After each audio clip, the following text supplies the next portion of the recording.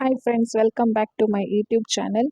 ಇವತ್ತಿನ topic NABH ಅಸೆಸ್ಮೆಂಟಲ್ಲಿ regular ಆಗಿ ಕೇಳುವಂಥ ಕ್ವಶನ್ಸ್ ಬಗ್ಗೆ ನಾವಿಲ್ಲಿ ನೋಡುವ. ಇದರಲ್ಲಿ ಎಲ್ಲ ಕ್ವಶನ್ಸನ್ನು ನಾನು ಇನ್ಕ್ಲೂಡ್ ಮಾಡಿಲ್ಲ, ಯಾಕಂತ ಹೇಳಿದ್ರೆ ಕೆಲವೊಂದು ಕ್ವಶನ್ಸ್ ಇದು ಆನ್ಸರು ತುಂಬ ದೊಡ್ಡದಿದೆ. ಸೊ ಅದನ್ನು ಇನ್ನೊಂದು ವಿಡಿಯೋ ಮಾಡಿ ನಾನು ಅದನ್ನು ಅಪ್ಲೋಡ್ ಮಾಡ್ತೀನಿ. ಬನ್ನಿ ಹಾಗಾದರೆ NABH ಆಡಿಟಲ್ಲಿ ಕೇಳುವಂಥ ಕೆಲವೊಂದು ಕ್ವಶನ್ಸ್ ಬಗ್ಗೆ ನಾವಿಲ್ಲಿ ನೋಡುವ. ಫಸ್ಟ್ ಆಫ್ ಆಲ್ NABH ಇದ್ದು ಫುಲ್ ಫಾರ್ಮ್ ಗೊತ್ತಿರಬೇಕು. National accreditation board for hospital and health care providers.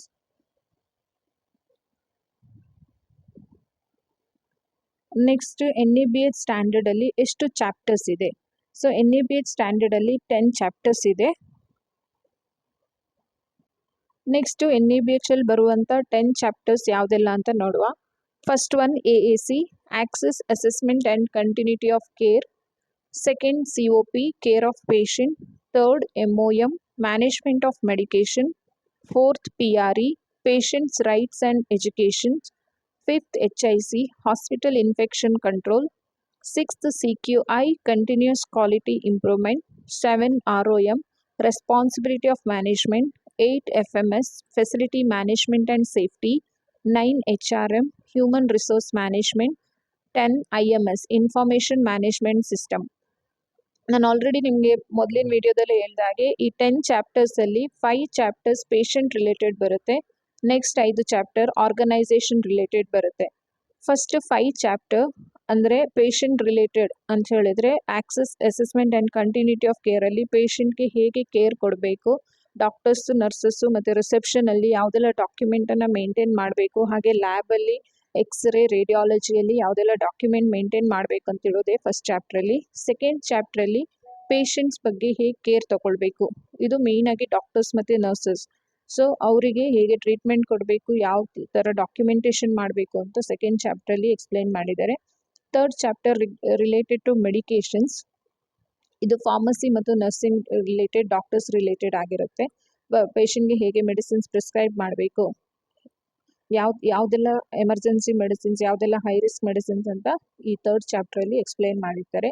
Fourth chapter patients rights and education, ಪೇಷಂಟ್ಗೆ ಏನೆಲ್ಲ ರೈಟ್ಸ್ ಇದೆ, ಏನೆಲ್ಲ ರೆಸ್ಪಾನ್ಸಿಬಿಲಿಟಿ ಅನ್ನೋದೇ ಈ ಫೋರ್ತ್ ಚಾಪ್ಟ್ರಲ್ಲಿ ಎಕ್ಸ್ಪ್ಲೈನ್ ಮಾಡ್ತಾರೆ.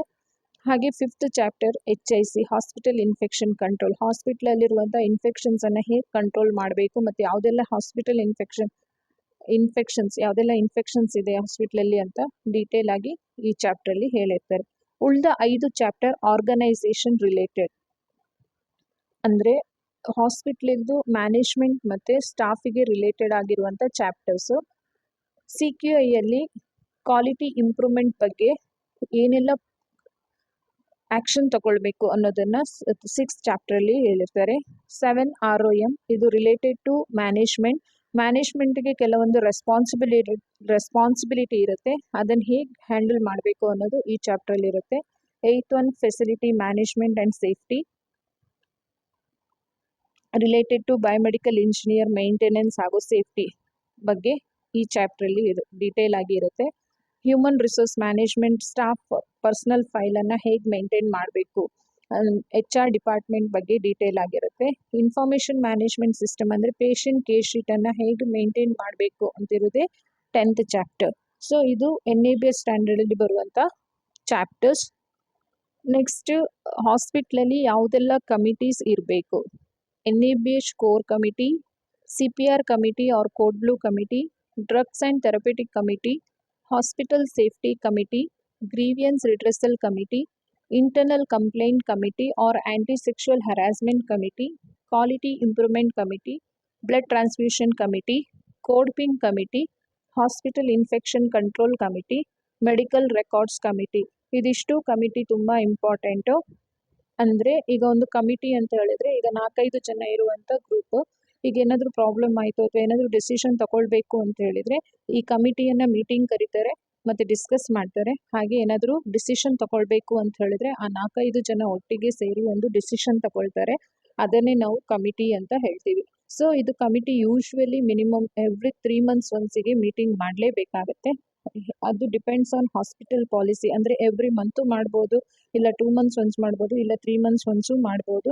ಇದು ಡಿಪೆಂಡ್ಸ್ ಆನ್ ಹಾಸ್ಪಿಟಲ್ ಪಾಲಿಸಿ ಆಗಿರುತ್ತೆ. ಈಗ NABH ಕೋರ್ ಕಮಿಟಿ ಅಂದರೆ ಏನು? NABH ಕೋರ್ ಕಮಿಟಿ ಅಂತ ಹೇಳಿದ್ರೆ ನಿಮ್ಮ ಹಾಸ್ಪಿಟಲ್ NABH ಮಾಡ್ತಿದೆ ಅಂತ ಹೇಳಿದ್ರೆ ಆ NABHಗೆ ಬೇಕಾದಂಥ ಡಾಕ್ಯುಮೆಂಟನ್ನು ಕಲೆಕ್ಟ್ ಮಾಡೋದು ಅಥವಾ NABH ರಿಲೇಟೆಡ್ ಏನಾದರೂ ಡಿಸ್ಕಷನ್ ಇದ್ದರೆ ಆ ಕಮಿಟಿಯಲ್ಲಿ ಮೀಟಿಂಗ್ ಮಾಡೋದು, ಹಾಗೆ ಏನು ಬೇಕೋ ಅದು ಡಿಸಿಷನ್ ಅಂತ ತಗೊಳ್ಳೋದೆ NABH ಕೋರ್ ಕಮಿಟಿ.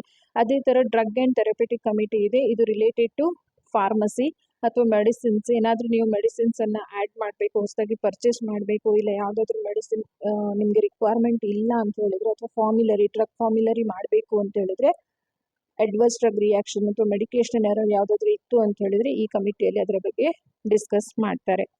ಸೊ ಹಾಗೆ ಗ್ರೀವಿಯನ್ಸ್ ರಿಡ್ರೆಸಲ್ ಕಮಿಟಿ ಇದೆ, ಇದು ಸ್ಟಾಫ್ ರಿಲೇಟೆಡ್ ಏನಾದರೂ ಗ್ರೀವಿಯನ್ಸ್ ಇದೆ ಅಂತ ಹೇಳಿದ್ರೆ ಇದನ್ನು ಈ ಕಮಿಟಿಯಲ್ಲಿ ಡಿಸ್ಕಸ್ ಮಾಡ್ತಾರೆ. ಈ ಗ್ರೀವಿಯನ್ಸ್ ಕಮಿಟಿ ಬಗ್ಗೆ ನಾನು ಡೀಟೇಲ್ ಆಗಿ ನಿಮಗೆ ನೆಕ್ಸ್ಟ್ ಸ್ಲೈಡಲ್ಲಿ ಹೇಳ್ತೀನಿ.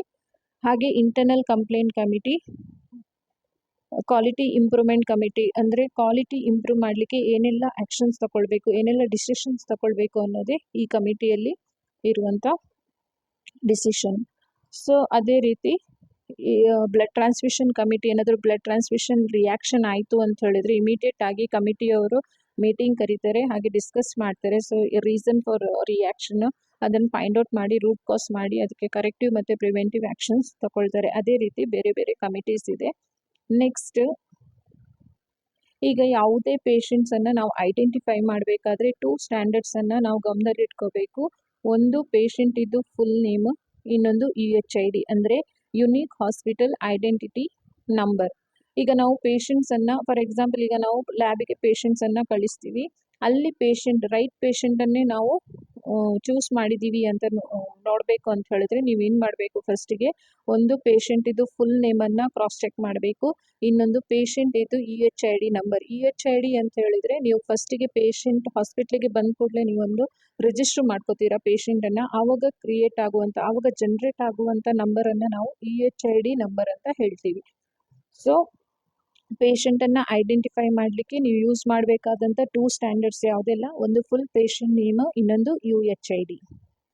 Next, registration process. ಹಾಸ್ಪಿಟ್ಲಲ್ಲಿ ಪೇಷಂಟ್ ರಿಜಿಸ್ಟ್ರೇಷನ್ ಪ್ರಾಸೆಸ್ ಬಗ್ಗೆ ನೋಡುವ. ಯಾವುದೇ ಪೇಷಂಟು ಟ್ರೀಟ್ಮೆಂಟ್ಗೆ ಹಾಸ್ಪಿಟ್ಲಿಗೆ ಬಂದರೆ ನಾವು ಅವರನ್ನು ಫಸ್ಟು ರಿಜಿಸ್ಟ್ರ್ ಮಾಡ್ಕೋಬೇಕು. ಅಂದರೆ ಪೇಷಂಟ್ ಬಂದ ಕೂಡಲೇ ಅವ್ರ ಹತ್ರ ನಾವು ಫಸ್ಟ್ ಕೇಳಬೇಕು, ನೀವು ಫಸ್ಟ್ ಟೈಮ್ ಹಾಸ್ಪಿಟ್ಲಿಗೆ ವಿಸಿಟ್ ಮಾಡ್ತಿದ್ದೀರಾ ಅಥವಾ ಸಬ್ಸಿಕ್ವೆಂಟ್ ವಿಸಿಟ್ ಆಗ್ತಿದೆಯಾ ಅಂತ ಹೇಳಿ. ಆವಾಗ ಅವ್ರು ಏನಾದರೂ ಸಪೋಸ್ ಫಸ್ಟ್ ಟೈಮ್ ಬರ್ತಿದ್ರೆ ನಾವು ಅವರಿಗೊಂದು ರಿಜಿಸ್ಟ್ರೇಷನ್ ಫಾರ್ಮ್ ಕೊಟ್ಟು ಇದರಲ್ಲಿ ಡೀಟೇಲ್ಸ್ ಎಲ್ಲ ಫಿಲಪ್ ಮಾಡಿ ಅಂತ ಹೇಳಿ ಒಂದು ಫಾರ್ಮ್ ಕೊಡಬೇಕು. ಸಪೋಸ್ ಅವ್ರಿಗೆ ಏನಾದರೂ ಫಾರ್ಮ್ ಫಿಲಪ್ ಮಾಡ್ಲಿಕ್ಕೆ ಗೊತ್ತಾಗಲಿಲ್ಲ ಅಂತ ಹೇಳಿದ್ರೆ ನಾವೇ ಅವರಿಂದ ಡೀಟೇಲ್ಸ್ ಎಲ್ಲ ಕಲೆಕ್ಟ್ ಮಾಡಿ ಅದನ್ನು ಸಾಫ್ಟ್ವೇರಲ್ಲಿ ಎಂಟ್ರಿ ಮಾಡ್ಕೋಬೇಕು. ಎಂಟ್ರಿ ಮಾಡಿಕೊಂಡು ಅವರಿಗೊಂದು UHID ಅಂತ ಕ್ರಿಯೇಟ್ ಮಾಡಬೇಕು. UHID ಅಂತ ಹೇಳಿದ್ರೆ unique hospital ID number. So ಅದನ್ನು ಕ್ರಿಯೇಟ್ ಮಾಡಿ ಅವ್ರಿಗೆ ಫೈಲ್ ಮಾಡಿಕೊಟ್ಟು ಅವರಲ್ಲಿ ಯಾರು ಡಾಕ್ಟರ್ ಬೇಕೋ ಅವರಿಗೆ ಕನ್ಸಲ್ಟ್ ಮಾಡಲಿಕ್ಕೆ ಕಳಿಸ್ಕೊಡ್ಬೇಕು. ಸಪೋಸ್ ಅದೇ ಅವರೇನಾದರೂ ರೀವಿಸಿಟ್ ಆಗಿದ್ರೆ, ಇದಕ್ಕಿಂತ ಮೊದಲೇ ಬಂದವರೇನಾದರೂ ರಿಜಿಸ್ಟರ್ ಮಾಡ್ಕೊಂಡಿದ್ರೆ ಅವ್ರದ್ದು UHID ನಂಬರ್ ಇದ್ದರೆ ಆ UHID ನಂಬರ್ ತಗೊಂಡು ರೀವಿಸಿಟ್ ಮಾಡಿ ಡಾಕ್ಟರ್ ಹತ್ರ ಕಳಿಸ್ಬೇಕು. ಇಲ್ಲ ಅಂತ ಹೇಳಿದರೆ UHID ನಂಬರ್ ಅವ್ರಿಗೆ ಗೊತ್ತಿಲ್ಲ ಅಂತ ಹೇಳಿದ್ರೆ ಅವ್ರದ್ದು ಆಲ್ಟರ್ನೇಟ್ ನಂಬರ್, ಮೊಬೈಲ್ ನಂಬರು ಅಥವಾ ಏನಾದರೂ ಅಡ್ರೆಸ್ ತಗೊಂಡು ಅವರ UHID ನಂಬರ್ ತಗೊಂಡು ನಂತರ ಡಾಕ್ಟರ್ ಹತ್ರ ಕನ್ಸಲ್ಟೇಷನ್ಗೆ ಕಳಿಸ್ಕೊಡ್ಬೇಕು. ಇದು ರಿಜಿಸ್ಟ್ರೇಷನ್ ಪ್ರಾಸೆಸ್. ಸೊ ನಿಮಗೆ ರಿಜಿಸ್ಟ್ರೇಷನ್ ಪ್ರಾಸೆಸ್ ಗೊತ್ತಾಯಿತು ಅಂತ ಅನ್ಕೋತೀನಿ. ಯಾವುದೇ ಪೇಷಂಟು ಟ್ರೀಟ್ಮೆಂಟ್ ತಗೊಳ್ಬೇಕು ಅಂತ ಹೇಳಿದ್ರೆ ಫಸ್ಟ್ ಅವರು ರಿಜಿಸ್ಟ್ರು ಮಾಡಿಕೊಳ್ಳೇಬೇಕು. So next, patient admission procedure ಏನು ಅಂತ ನೋಡುವ. ಸೊ ಯಾವುದೇ ಒಂದು ಪೇಷಂಟು ಅಡ್ಮಿಟ್ ಆಗಬೇಕು ಅಂತ ಹೇಳಿದ್ರೆ ಫಸ್ಟ್ ಆಫ್ ಆಲ್ ಅವರು ರಿಜಿಸ್ಟ್ರೇಷನ್ ಪ್ರಾಸೆಸನ್ನು ಕಂಪ್ಲೀಟ್ ಮಾಡ್ಕೊಂಡಿರಬೇಕು. ಮತ್ತು ಅಡ್ಮಿಷನು 3 ಕಡೆಯಿಂದ ಬರುತ್ತೆ. ಒಂದು OP ಅಂದರೆ ಔಟ್ ಪೇಷಂಟ್ ಡಿಪಾರ್ಟ್ಮೆಂಟಿಂದ ಬರುತ್ತೆ, ಇನ್ನೊಂದು ಕ್ಯಾಶುವಲ್ಟಿಯಿಂದ, ಮತ್ತೊಂದು ರೆಫರಲ್ಸ್ ಅಂದರೆ ಬೇರೆ ಹಾಸ್ಪಿಟ್ಲಿಂದ ರೆಫರ್ ಮಾಡಿರ್ಬೋದು. ಇಲ್ಲ ಅಂತ ಹೇಳಿದ್ರೆ ಕೆಲವೊಂದು ಡಾಕ್ಟರ್ಸ್ ಅವರು ಅಡ್ಮಿಷನ್ಗೆ ಹಾಸ್ಪಿಟ್ಲಿಗೆ ರೆಫರ್ ಮಾಡ್ತಾರೆ. ಸೊ ಈ 3 ಟೈಪಿಂದ ಅಡ್ಮಿಷನ್ ಆಗೋ ಚಾನ್ಸಸ್ ಇರುತ್ತೆ. ನೆಕ್ಸ್ಟ್, ಸಪೋಸ್ ಈಗ OPD ಇಂದ ಡಾಕ್ಟರ್ಸ್ ಏನಾದರೂ ಅಡ್ಮಿಷನ್ ಅಂತ ಹೇಳಿ ಬರೆದು ಕೊಟ್ಟರೆ ಅದು ಅಡ್ಮಿಷನ್ ನೋಟಲ್ಲಿ ಡಾಕ್ಟರ್ಸ್ ಅವರು ಬರೆದು ಕೊಡ್ತಾರೆ. ಅದನ್ನು ಇಟ್ಕೊಂಡು ಅದನ್ನು ಅವರು ಅಡ್ಮಿಷನ್ ಕೌಂಟ್ರಲ್ಲಿ ಕೊಡಬೇಕಾಗತ್ತೆ. ಅಡ್ಮಿಷನ್ ಸ್ಟಾಫ್ ಅಂದರೆ ರಿಸೆಪ್ಷನ್ ಸ್ಟಾಫ್ ಅವರು ಪೇಷಂಟಿಗೆ ರೂಮ್ಸ್ ಯಾವುದೆಲ್ಲ ಇದೆ, ಏನೆಲ್ಲ ಚಾರ್ಜಸ್ಸು ಅಂತ ಎಕ್ಸ್ಪ್ಲೈನ್ ಮಾಡಿ, ರೂಮಲ್ಲಿರುವಂಥ ಫೆಸಿಲಿಟಿ ಬಗ್ಗೆ ಎಕ್ಸ್ಪ್ಲೈನ್ ಮಾಡಿ, ಯಾವುದು ರೂಮ್ ಆಗ್ಬೋದು ಅಂತೆಲ್ಲ ಕೇಳಿ ಪೇಷಂಟ್ಗೆ ಬೇಕಾದಂಥ ರೂಮನ್ನು ಚಾಯ್ಸ್ ಮಾಡಿಕೊಂಡು ಅವ್ರಿಗೆ ಬೇಕಾದ ರೂಮ್ ಹಾಗೆ ಟ್ಯಾರಿಫನ್ನು ಎಕ್ಸ್ಪ್ಲೈನ್ ಮಾಡ್ತಾರೆ. ಅದ್ರ ಪ್ರಕಾರ ಪೇಷಂಟನ್ನು ಅಡ್ಮಿಟ್ ಮಾಡ್ಕೋತಾರೆ. ಅಡ್ಮಿಟ್ ಮಾಡ್ಕೊಳ್ಳುವಾಗ ಈಚ್ ಪೇಷಂಟಿಗೆ ಒಂದು IP ನಂಬರ್ ಅಂತ ಕ್ರಿಯೇಟ್ ಆಗುತ್ತೆ. ಸೊ ಇಲ್ಲಿ ಕರೆಕ್ಟಾಗಿ ನೆನ್ಪಿಟ್ಕೊಳ್ಳಿ, EHID ಬೇರೆ, ಅಡ್ಮಿಷನ್ IP ನಂಬರ್ ಬೇರೆ. ಅಂದರೆ EHID ಒಮ್ಮೆಲೇ ಕ್ರಿಯೇಟ್ ಆಗೋದು, ಒಮ್ಮೆ ಜನ್ರೇಟ್ ಆಯಿತು ಅಂತ ಹೇಳಿದ್ರೆ ಅದು ಪರ್ಮನೆಂಟ್ ಆಗಿರುತ್ತೆ, ಸೇಮ್ EHIDನೇ ಇರುತ್ತೆ. ಆದರೆ ಅಡ್ಮಿಷನಲ್ಲಿ ಕ್ರಿಯೇಟ್ ಆಗುವಂಥ IP ನಂಬರ್ ಅದು ಆ patient same patient each time admission ಆಗುವಾಗ IP ನಂಬರ್ ಚೇಂಜ್ ಆಗ್ತಾ ಇರುತ್ತೆ. ಸೊ ಇದು ಮೇಯ್ನಾಗಿ ನೆನ್ಪಿಟ್ಕೋಬೇಕು. ಸೊ ಅಡ್ಮಿಷನ್ ಪ್ರಾಸೆಸ್ ಆಯಿತು. ಈಗ ಅನ್ಐಡೆಂಟಿಫೈಡ್ ಆಫ್ ಪೇಷಂಟ್ ಅಡ್ಮಿಷನ್ ಬಗ್ಗೆ ತಿಳ್ಕೊಳ್ಳುವ. ಅಂದರೆ ಈಗ ಸಪೋಸ್ ಕೆಲವೊಮ್ಮೆ ಪೇಷಂಟ್ಸ್ ಅಂದರೆ ಫಾರ್ ಎಕ್ಸಾಂಪಲ್ ಈಗ ಆಕ್ಸಿಡೆಂಟ್ ಕೇಸ್ ಬರುತ್ತೆ, ಆವಾಗ ಪೇಷಂಟ್ ಅನ್ಕಾನ್ಷಿಯಸ್ ಇರ್ತಾರೆ, ಪೇಷಂಟ್ ಪಾರ್ಟೀಸ್ ಯಾರೂ ಇರಲ್ಲ. ಸೊ ಆ ಟೈಮಲ್ಲಿ ನಾವು ಪೇಷಂಟನ್ನು ಹೇಗೆ ಅಡ್ಮಿಟ್ ಮಾಡ್ಕೋಬೇಕು, ಹೇಗೆ ರಿಜಿಸ್ಟರ್ ಮಾಡ್ಕೋಬೇಕು ಅಂತಿಲ್ಲಿ ನೋಡುವ. ಸೊ ನಾವು ಪೇಷಂಟ್ಗೆ ಟ್ರೀಟ್ಮೆಂಟ್ ಕೊಡಲೇಬೇಕು. ಟ್ರೀಟ್ಮೆಂಟ್ ಕೊಡೋ ಟೈಮಿಗೆ ನಾವು ಪೇಷಂಟನ್ನು ರಿಜಿಸ್ಟರ್ ಮಾಡ್ಕೋಬೇಕು. ಅಂಥ ಟೈಮಲ್ಲಿ ಅನ್ನೋನ್ ಪೇಷಂಟನ್ನು ನಾವು ಏನಂತ ರಿಜಿಸ್ಟರ್ ಮಾಡ್ಕೋಬೇಕು ಅಂತ ಹೇಳಿದ್ರೆ UKN ಡೇಟ್ ಟೈಮ್ ಅಂತ ಹೇಳಿದ್ರೆ unknown patient with date and time ಅಂತ ಹೇಳಿ ನಾವು ರಿಜಿಸ್ಟರ್ ಮಾಡಿಕೊಂಡು ಪೇಷಂಟ್ ಇದ್ದು ಲೆಫ್ಟ್ ತಮ್ ಇಂಪ್ರೆಷನ್ನ ತಗೊಳ್ಬೇಕಾಗತ್ತೆ. ಸೊ ಇದು ಪ್ರೊಸೀಜರ್. ಅನ್ಐಡೆಂಟಿಫೈಡ್ ಪೇಷಂಟ್ ಅಡ್ಮಿಷನನ್ನು ರಿಜಿಸ್ಟರ್ ಮಾಡ್ಕೊಳ್ಳೋದು ಹಾಗೆ ಅಡ್ಮಿಷನ್ ಮಾಡ್ಕೊಳ್ಳೋದು. ಪೇಷಂಟ್ ನೇಮ್ ಇದ್ದಲ್ಲಿ ನಾವು ಅನ್ಐಡೆಂಟಿಫೈಡ್ ಪೇಷಂಟ್ UKN ಡೇಟ್, ಯಾವ ದಿನ ಅವ್ರು ಬಂದಿದ್ದಾರೆ ಆ ಡೇಟು ಮತ್ತು ಟೈಮನ್ನು ಹಾಕ್ಕೊಂಡು ನಾವು ಅಡ್ಮಿಷನನ್ನು ಮಾಡ್ಕೋಬೇಕು. ನಂತರ ಅವ್ರಿಗೇನಾದರೂ ಹೈಯರ್ ಟ್ರೀಟ್ಮೆಂಟ್ ಬೇಕು ಅಥವಾ ಏನಾದರೂ ಬೇರೆ ಹಾಸ್ಪಿಟ್ಲಿಗೆ ಟ್ರಾನ್ಸ್ಫರ್ ಮಾಡಬೇಕು ಅಂತ ಹೇಳಿದರೆ ಸ್ಟೆಬಿಲೈಸ್ ಮಾಡಿ ಅವರನ್ನು ನಿಯರ್ ಬೈ ಹಾಸ್ಪಿಟ್ಲಿಗೆ ರೆಫರ್ ಮಾಡ್ಬೋದು. ಇಲ್ಲ ಅವರ ಪೇಷಂಟ್ ಪಾರ್ಟಿ ವಿಸಿಟರ್ಸ್ ಯಾರಾದರೂ ಬಂದರು ಅಂತ ಹೇಳಿದ್ರೆ ಅವರಿಂದ ಡೀಟೇಲ್ಸ್ ಕಲೆಕ್ಟ್ ಮಾಡಿಕೊಂಡು ಅವರ ಡೀಟೇಲ್ಸನ್ನು ಕರೆಕ್ಟಾಗಿ ಎಂಟ್ರಿ ಮಾಡ್ಕೋಬೇಕು. ಸೊ ಇದು unidentified patient admission procedure. Non availability of bed policy ಏನು ಅಂತ ನೋಡುವ. ಫಸ್ಟ್ ಆಫ್ ಆಲ್ ಪೇಷಂಟಿಗೆ ಬೇಕಾದಂಥ ರೂಮ್ಸನ್ನು ಸೆಲೆಕ್ಟ್ ಮಾಡೋ ರೈಟ್ಸ್ ಇದೆ. ಸಪೋಸ್ ಇನ್ ಕೇಸ್ ಏನಾದರೂ ಬೆಡ್ಸ್ ಇಲ್ಲ, ಫುಲ್ ಆಯಿತು ಅಂತ ಹೇಳಿದ್ರೆ ಆವಾಗ ಅಡ್ಮಿಷನ್ ಸ್ಟಾಫ್ ಏನು ಮಾಡಬೇಕು, ಫಸ್ಟ್ ಅಡ್ಮಿನಿಸ್ಟ್ರೇಟರ್ ಅಥವಾ ಮ್ಯಾನೇಜ್ಮೆಂಟಿಗೆ ಇನ್ಫಾರ್ಮ್ ಮಾಡಬೇಕು. ಅವರಿಂದ ಇನ್ಫಾರ್ಮೇಷನ್ ತಗೊಳ್ಬೇಕು. ಅಂದರೆ ನಮ್ಮಲ್ಲಿ ಯಾವುದೂ ಬೆಡ್ಸ್ ಇಲ್ಲ, ಸೊ ಇಲ್ಲಿ ಪೇಷಂಟಿಗೆ ಬೆಡ್ಸ್ ಬೇಕಾಗಿದೆ, ಅಡ್ಮಿಷನ್ ಇದೆ, ನಾವೇನು ಮಾಡಬೇಕು ಅಂತ ಹೇಳಿ ಅವರನ್ನು ಕೇಳಬೇಕು. ಆವಾಗ ಅಡ್ಮಿನಿಸ್ಟ್ರೇಟರ್ ಅಥವಾ ಮ್ಯಾನೇಜ್ಮೆಂಟ್ ಡಿಸೈಡ್ ಮಾಡುತ್ತೆ ನಾವು ಆ್ಯಡ್ ಮಾಡೋದು ಬೆಡ್ಸನ್ನು ಆ್ಯಡ್ ಮಾಡೋದು ಅಥವಾ ಅರೇಂಜ್ ಮಾಡೋದು ಅಥವಾ ಎಕ್ಸ್ಟ್ರಾ ಬೆಡ್ ಅಂದರೆ ಫಾರ್ ಎಕ್ಸಾಂಪಲ್ ಈಗ ಸಿಂಗಲ್ ರೂಮ್ ಇದ್ದದನ್ನು ಶೇರಿಂಗ್ ರೂಮ್ ಮಾಡಿ ಕನ್ವರ್ಟ್ ಮಾಡೋದಾ, ಇಲ್ಲ ಅಂತ ಹೇಳಿದ್ರೆ ಯಾವುದಾದ್ರೂ ಡಿಸ್ಚಾರ್ಜ್ ಇದ್ದರೆ ಆ ಪೇಷಂಟ್ಸನ್ನು ಬೇಗ ಡಿಸ್ಚಾರ್ಜ್ ಮಾಡಿ ಆ ರೂಮ್ಸನ್ನು ಇವರಿಗೆ ಅಲೋಕೇಟ್ ಮಾಡೋದಾ ಅಂತ ಡಿಸೈಡ್ ಮಾಡಬೇಕು. ಇಲ್ಲ ಅಂತ ಹೇಳಿದ್ರೆ ಸಪೋಸ್ ಆಗ್ತಾನೆ ಇಲ್ಲ, ಇಲ್ಲಿ ಬೆಡ್ಸ್ ಅರೇಂಜ್ ಆಗ್ತಾನೆ ಇಲ್ಲ ಅಂತ ಹೇಳಿದ್ರೆ ಅವರು ಬೇರೆ ಹಾಸ್ಪಿಟ್ಲಿಗೆ ರೆಫರ್ ಮಾಡಬೇಕಾ ಅನ್ನೋದನ್ನು ಡಿಸಿಷನು ಅಡ್ಮಿನಿಸ್ಟ್ರೇಟರ್ ಅಥವಾ ಮ್ಯಾನೇಜ್ಮೆಂಟ್ ತಗೊಳುತ್ತೆ. ಆ ಇನ್ಫಾರ್ಮೇಷನು ಅಡ್ಮಿಷನ್ ಸ್ಟಾಫಿಗೆ ಅಡ್ಮಿನಿಸ್ಟ್ರೇಟರ್ ಕೊಡಬೇಕಾಗತ್ತೆ. ಸೊ ಇದು ನಾನ್ ಅವೈಲಬಿಲಿಟಿ ಆಫ್ ಬೆಡ್ಸ್ ಇದ್ದು policy. Next transfer of stable ಮತ್ತು ಅನ್ಸ್ಟೇಬಲ್ ಪೇಷಂಟ್ ಪಾಲಿಸಿ ಏನು ಅಂತ ನೋಡುವ. ಸ್ಟೇಬಲ್ ಪೇಷಂಟ್ಸನ್ನು ಹೇಗೆ ಟ್ರಾನ್ಸ್ಫರ್ ಮಾಡಬೇಕು. ಸ್ಟೇಬಲ್ ಪೇಷಂಟ್ಸನ್ನು ಒಂದು ಆರ್ಗನೈಸೇಷನಿಂದ ಇನ್ನೊಂದು ಆರ್ಗನೈಸೇಷನ್ಗೆ ಟ್ರಾನ್ಸ್ಫರ್ ಮಾಡುವಾಗ ಅವ್ರ ಜೊತೆ ಆ್ಯಂಬುಲೆನ್ಸ್ ಡ್ರೈವರು ಮತ್ತು ನರ್ಸ್ ಯಾರಾದರೂ ಹೋಗಬೇಕಾಗತ್ತೆ. ಇದು ಸ್ಟೇಬಲ್ ಪೇಷಂಟ್ ಟ್ರಾನ್ಸ್ಫರ್ ಪಾಲಿಸಿ. ಹಾಗಾದರೆ ಅನ್ಸ್ಟೇಬಲ್ ಪೇಷಂಟ್ಸನ್ನು ನಾವು ಹೇಗೆ ಟ್ರಾನ್ಸ್ಫರ್ ಮಾಡಬೇಕು. ಅನ್ಸ್ಟೇಬಲ್ ಪೇಷಂಟನ್ನು ನಾವು ಟ್ರಾನ್ಸ್ಫರ್ ಮಾಡುವಾಗ ಕೆಲವೊಂದು ಕಂಡೀಷನ್ಸನ್ನು ನಾವು ಫಾಲೋ ಮಾಡಬೇಕಾಗತ್ತೆ. ಫಸ್ಟ್ ಆಫ್ ಆಲ್ ನಾವು ಪೇಷಂಟ್ ಫ್ಯಾಮಿಲಿಯಿಂದ ಕನ್ಸೆಂಟ್ ತಗೊಳ್ಬೇಕು. ಅಂದರೆ ನಾವು ಈ ಅನ್ಸ್ಟೇಬಲ್ ಪೇಷಂಟ್ಸನ್ನು ಬೇರೆ ಆರ್ಗನೈಸೇಷನ್ಗೆ ಶಿಫ್ಟ್ ಮಾಡ್ತಿದ್ದೀವಿ ಅಂತೇಳಿ ಅವರಿಂದ ಕನ್ಸೆಂಟ್ ತಗೊಳ್ಬೇಕು. ಹಾಗೆ ಫಿಸಿಷಿಯನ್ ಅವರನ್ನು ಟ್ರೀಟ್ ಮಾಡ್ತಿರುವ ಡಾಕ್ಟ್ರಿಂದ ಒಂದು ಲೆಟ್ರ್ ತಗೊಳ್ಬೇಕು. ಆ ಟ್ರಾನ್ಸ್ಫರ್ ಮಾಡೋದ್ರಿಂದ ಆಗುವಂಥ ಬೆನಿಫಿಟ್ಸು ಹಾಗೆ ಏನಾದರೂ ರಿಸ್ಕ್ ಇದೆಯಾ ಅದನ್ನು ಅವರು ಕ್ಲಿಯರ್ ಆಗಿ ಮೆನ್ಷನ್ ಮಾಡಿರಬೇಕು. ಹಾಗೆ ನಾವು ಟ್ರಾನ್ಸ್ಫರ್ ಮಾಡುವಾಗ ಅನ್ಸ್ಟೇಬಲ್ ಪೇಷಂಟ್ ಜೊತೆ ಆ್ಯಂಬುಲೆನ್ಸ್ ಡ್ರೈವರು, ನರ್ಸಸ್ಸು ಹಾಗೆ ಕನ್ಸರ್ನ್ ಟ್ರೀಟಿಂಗ್ ಡಾಕ್ಟರ್ ಅಥವಾ ಡ್ಯೂಟಿ ಡಾಕ್ಟರ್ಸ್ ಇರಲೇಬೇಕಾಗತ್ತೆ ಅವ್ರ ಜೊತೆ. ಹಾಗೆ ಅದಕ್ಕೆ ಬೇಕಾದಂಥ ಪ್ರಾಪರ್ ಇಕ್ವಿಪ್ಮೆಂಟ್ ಅಂದರೆ ಅಡ್ವಾನ್ಸ್ಡ್ ಆ್ಯಂಬುಲೆನ್ಸ್ ಫೆಸಿಲಿಟಿ ಇರಬೇಕಾಗತ್ತೆ. ಅಂದರೆ ಆನ್ ದಿ ವೇ ಏನಾದರೂ ಹೋಗುವಾಗ ಏನಾದರೂ ರಿಸ್ಕ್ ಆಯಿತು ಅಂತ ಹೇಳಿದ್ರೆ ಆ ರಿಸ್ಕನ್ನು ಮಿನಿಮೈಸ್ ಮಾಡ್ಕೊಳ್ಳಿಕ್ಕೆ ನಾವು ಈ ಪ್ರಾಪರ್ ಇಕ್ವಿಪ್ಮೆಂಟು ಹಾಗೆ ಪ್ರಾಪರ್ ಸ್ಟಾಫು ನಮ್ಮ ಟ್ರಾನ್ಸ್ಫರ್ ಮಾಡುವಾಗ ಪೇಷಂಟ್ ಜೊತೆ ಇರಬೇಕಾಗತ್ತೆ. ಸೊ ಇದು policy on unstable patient. Next very important topic patient rights and responsibility. ಪೇಷಂಟ್ಗೆ ಏನೆಲ್ಲ ರೈಟ್ಸ್ ಇದೆ, ಏನೆಲ್ಲ ರೆಸ್ಪಾನ್ಸಿಬಿಲಿಟಿ ಇದೆ ಅಂತ ನಾವಿಲ್ಲಿ ನೋಡುವ. ಪೇಷಂಟ್ಗಷ್ಟೇ ಅಲ್ಲ, ಈವನ್ ಹಾಸ್ಪಿಟ್ಲಲ್ಲಿರುವಂಥ ಎಲ್ಲ ಸ್ಟಾಫಿಗೂ ಪೇಷಂಟ್ ರೈಟ್ಸ್ ಯಾವುದೆಲ್ಲ ರೆಸ್ಪಾನ್ಸಿಬಿಲಿಟಿ ಅಂತ ಗೊತ್ತಿರಬೇಕು. ಹಾಗಾದರೆ ಪೇಷಂಟ್ ರೈಟ್ಸ್ ಯಾವುದೆಲ್ಲ? ಆಲ್ ಪೇಷಂಟ್ಗೆ ಪ್ರೈವಸಿ ಬಗ್ಗೆ ಕೇಳೋ ರೈಟ್ಸ್ ಇದೆ. ಅಂದರೆ ಪೇಷಂಟ್ಗೆ ನಾವೀಗ ಏನಾದರೂ ಪ್ರೊಸೀಜರ್ ಅಥವಾ ಏನಾದರೂ ಟ್ರೀಟ್ಮೆಂಟ್ ಕೊಡ್ತಿದ್ದೀವಿ ಅಂತ ಹೇಳಿದ್ರೆ ಅದನ್ನು ಓಪನ್ ಪ್ಲೇಸಲ್ಲಿ ಕೊಡಲಿಕ್ಕಿಲ್ಲ. ಆ ಥರ ಏನಾದರೂ ಮಾಡಿದ್ವಿ ಅಂತ ಹೇಳಿದ್ರೆ ಅದನ್ನು ಕೇಳೋ ರೈಟ್ಸ್ ಇದೆ. ಅಂದರೆ ನನಗೆ ಪ್ರೈವಸಿ ಪ್ರೊವೈಡ್ ಮಾಡಿ ಅಂತ ಹೇಳೋ ರೈಟ್ಸು ಪೇಷಂಟ್ಗಿದೆ. ಹಾಗೆ ಪೇಷಂಟ್ ಕೆಲವೊಂದು ಕಲ್ಚರಲ್ ಅಥವಾ ರಿಲಿಜಿಯಸ್ ಅವ್ರದ್ದೇನು ಬಿಲೀಫ್ ಇದೆ ಅದನ್ನು ನಾವು ರೆಸ್ಪೆಕ್ಟ್ ಮಾಡಬೇಕಾಗತ್ತೆ. ಹಾಗೇನಾದರೂ ಮಾಡಿಲ್ಲ ಅಂತ ಹೇಳಿದ್ರೆ ಅದನ್ನು ಕೇಳೋ ರೈಟ್ಸು ಪೇಷಂಟ್ಗಿದೆ. ನೆಕ್ಸ್ಟ್ ಪೇಷಂಟ್ಗೆ ಏನಾದರೂ ದೈಹಿಕ ಕಿರುಕುಳ ಅಥವಾ ಏನಾದರೂ ನೆಗ್ಲೆಕ್ಟ್ ಮಾಡಿದರೆ, ಟ್ರೀಟ್ಮೆಂಟಲ್ಲಿ ನೆಗ್ಲೆಕ್ಟ್ ಮಾಡಿದರೆ ಅದನ್ನು ಕೇಳೋ ರೈಟ್ಸು ಅವರಿಗಿದೆ. ಥರ್ಡ್ ಒನ್, ಪೇಷಂಟಿಗೆ ರಿಲೇಟೆಡ್ ಮೆಡಿಕಲ್ ಇನ್ಫಾರ್ಮೇಷನ್, ಏನಾದರೂ ಪೇಷಂಟಿಗೆ ಇರುವಂಥ ಡಯಾಗ್ನೋಸಿಸ್ ಆಗಲಿ ಅಥವಾ ಟ್ರೀಟ್ಮೆಂಟ್ ಡೀಟೇಲ್ಸ್ ಆಗಲಿ ಅಥವಾ ಅವ್ರಿಗೆ ಏನಾಗಿದೆ ಅದನ್ನು ಅವರ ಕಂಡೀಷನ್ಸ್, ಹೆಲ್ತ್ ಕಂಡೀಷನ್ಸ್ ಬಗ್ಗೆ ಅವ್ರು ಏನಾದರೂ ಹೇಳಿದರೆ, ಅಂದರೆ ನನ್ನ ಹೆಲ್ತ್ ಕಂಡೀಷನ್ಸ್ ಬಗ್ಗೆ ಯಾರ ಹತ್ರನೂ ನೀವು ಡಿಸ್ಕಸ್ ಮಾಡಬಾರ್ದು, ಅದು ಕಾನ್ಫಿಡೆನ್ಷಿಯಲ್ ಆಗಿ ಇರಲಿ ಅಂತ ಹೇಳೋ ರೈಟ್ಸು ಪೇಷಂಟ್ಗಿದೆ. ನೆಕ್ಸ್ಟು ಪೇಷಂಟು ಸರ್ಜರಿ ಅಥವಾ ಟ್ರೀಟ್ಮೆಂಟು ಏನೇ ಆಗಲಿ ಅವರಿಗೆ ಬೇಕು ಅಂತ ಹೇಳಿದ್ರೆ ಅವರು ಅಕ್ಸೆಪ್ಟ್ ಮಾಡ್ಬೋದು, ಇಲ್ಲ ಅಂತ ಹೇಳಿದ್ರೆ ರಿಫ್ಯೂಸ್ ಮಾಡೋ ರೈಟ್ಸು ಅವರಿಗಿದೆ. ಅಂದರೆ ಅವರು ಸರ್ಜರಿಗೆ ಒಪ್ಕೊಳ್ಳಬಹುದು, ಇಲ್ಲ ಅಂತ ಹೇಳಿದ್ರೆ ನನಗೆ ಬೇಡ ಈ ಸರ್ಜರಿ ಅಥವಾ ಟ್ರೀಟ್ಮೆಂಟ್ ಬೇಡ ಅಂಥೇಳಿ ಅವರು ಅದನ್ನು ರಿಜೆಕ್ಟು ಮಾಡ್ಬೋದು. ನೆಕ್ಸ್ಟ್ ಪೇಷಂಟ್ ಪರ್ಮಿಷನ್ ಇಲ್ಲದೆ ನಾವು ಯಾವ ಪ್ರೊಸೀಜರನ್ನು ಯಾವ ಟ್ರೀಟ್ಮೆಂಟನ್ನು ನಾವು ಕೊಡೋ ಹಾಗಿಲ್ಲ. ಸೊ ಅದೇನಾದರೂ ಆಯಿತು ಅಂತ ಹೇಳಿದ್ರೆ ಅದನ್ನು ಕೇಳೋ ರೈಟ್ಸ್ ಇದೆ.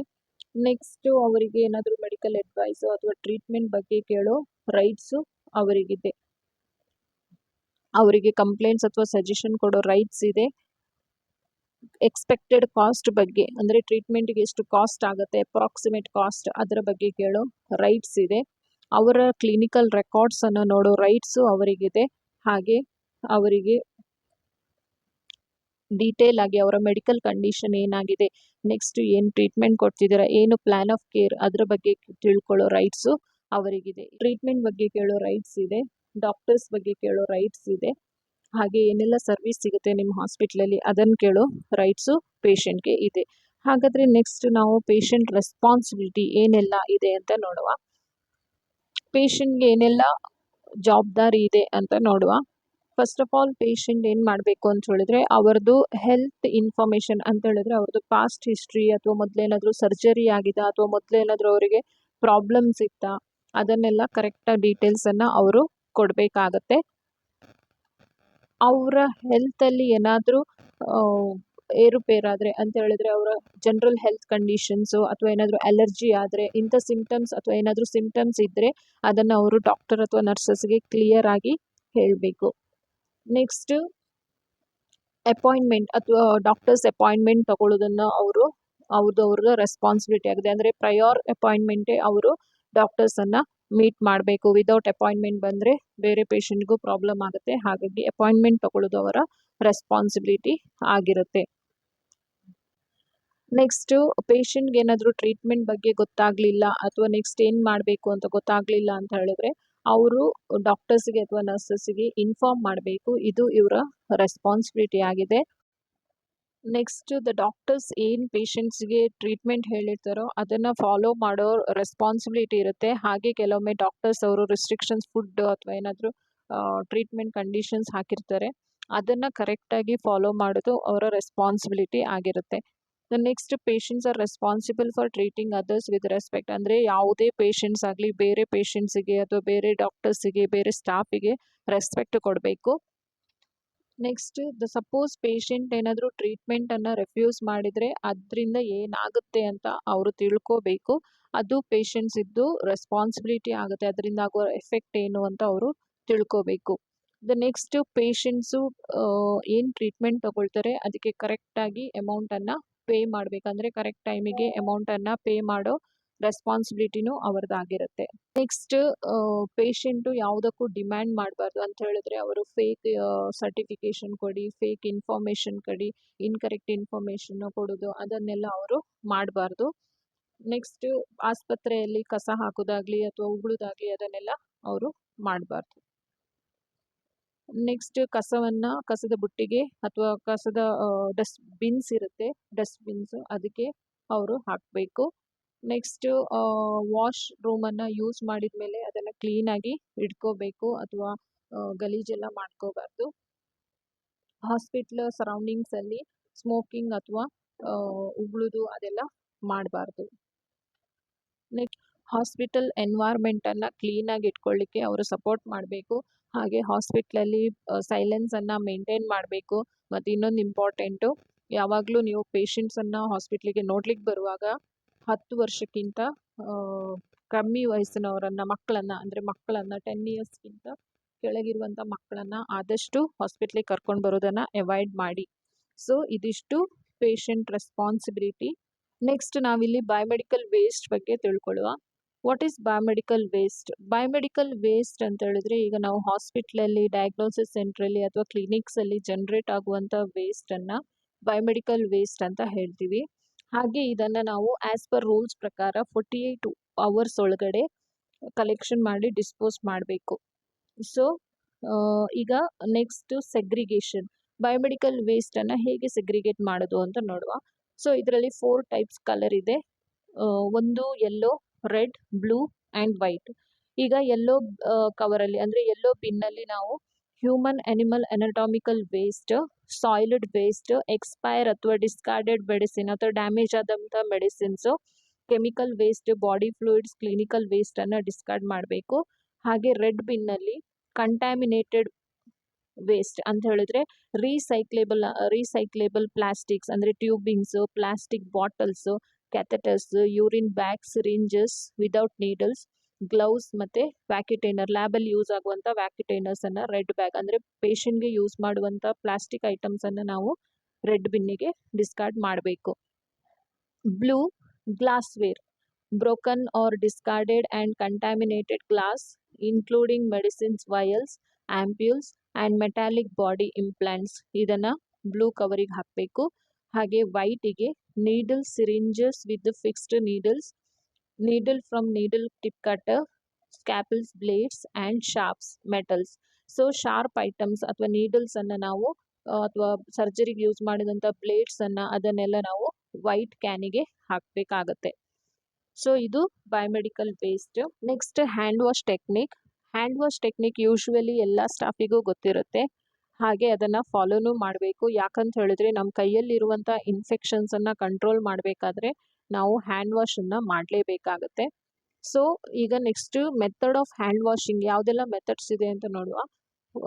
Vet hands with running water, obtain soap or detergent that contains antimicrobial agent, spread all area of the hands, vigorous rubbing of hands about 30 seconds to 1 minute, wash hands thoroughly with running water, rinse and dry, turn off water with using elbow to close the tap handles. Next step of hand washing, ಯಾವುದೆಲ್ಲ steps ಇದೆ ಅಂತ ನೋಡ್ಕೊಳ್ಳುವ. ಇದರಲ್ಲಿ 7 step ಇದೆ. ನೀವು hand wash ಮಾಡ್ಕೊಳ್ಳುವಾಗ ಯಾವಾಗಲೂ ಈ 7 ಸ್ಟೆಪ್ಪನ್ನು follow ಮಾಡಬೇಕು. ಇದು medical hand wash steps. First palm to palm, second right palm over left dorsum and left over right dorsum, third interlacing of fingers, interlocking of fingers, rubbing the fingertips over the palm and vice versa, rotational movement of thumb, rotational rubbing of right wrist and vice versa, and dry thoroughly. ಇದು medical hand wash. Next surgical hand wash. Surgical hand ವಾಶನ್ನು ಯಾವಾಗ ಮಾಡ್ಕೋಬೇಕು? Prior to all operative procedure, ಅಂದರೆ operative ಪ್ರೊಸೀಜರ್ಗಿಂತ ಮೊದಲು, prior treatment of all burn cases, before insertion of all invasive devices ಅಂದರೆ cardiac catheterisation, insertion of all lines especially atrial and central venous catheterisation ಮಾಡೋ ಮೊದಲು ನೀವು ಹ್ಯಾಂಡ್ ವಾಶ್, ಸರ್ಜಿಕಲ್ ಹ್ಯಾಂಡ್ ವಾಶನ್ನು ಮಾಡ್ಕೋಬೇಕು. Method, ಯಾವುದೆಲ್ಲ ಸ್ಟೆಪ್ಸ್ ಇದೆ? ಆ್ಯಸ್ ಯೂಶ್ವಲ್ ನೀವೇನು step ಮಾಡ್ತಿರೋ 7 ಸ್ಟೆಪ್ ಅದನ್ನು ಮಾಡಬೇಕು. ಅದರ ಜೊತೆ hands are washed up to the elbow freely using disinfectant, scrubbing of fingers, space between fingers and nails, brush used to scrub the nails, wash hands thoroughly with running water. After wash, the tap should be closed with the elbow. Keep the hand finger upright position. Dry the hand with the sterile towel. So ನೀವು surgical hand wash ಮಾಡ್ತಿದ್ದೀರಿ ಅಂತ ಹೇಳಿದ್ರೆ ಈ ಮೆಥಡನ್ನು ನೆನ್ಪಿಟ್ಕೋಬೇಕು ಮತ್ತು ಇದನ್ನು follow ಮಾಡಬೇಕು. As usual hand wash ಏನು 7 step ಇದೆ ಅದನ್ನು ಮಾಡಬೇಕು, ಅದರ ಜೊತೆ ಇದನ್ನು ಫಾಲೋ ಮಾಡಬೇಕು ಸರ್ಜಿಕಲ್ ಹ್ಯಾಂಡ್ ವಾಶಿಗೆ. ನಾವೀಗ ಹ್ಯಾಂಡ್ ವಾಶ್ ಹೇಗೆ ಮಾಡಬೇಕು ಅಂತ ನೋಡಿದ್ವಿ. ಹಾಗಾದರೆ ನಾವು ಯಾವಾಗೆಲ್ಲ ಹ್ಯಾಂಡ್ ವಾಶ್ ಮಾಡಬೇಕು ಅಂತ ನೋಡುವ ಇಲ್ಲಿ.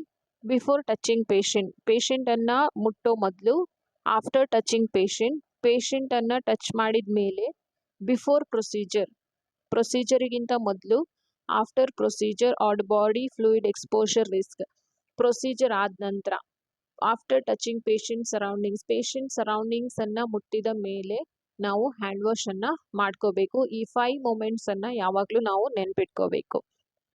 What is hand rub?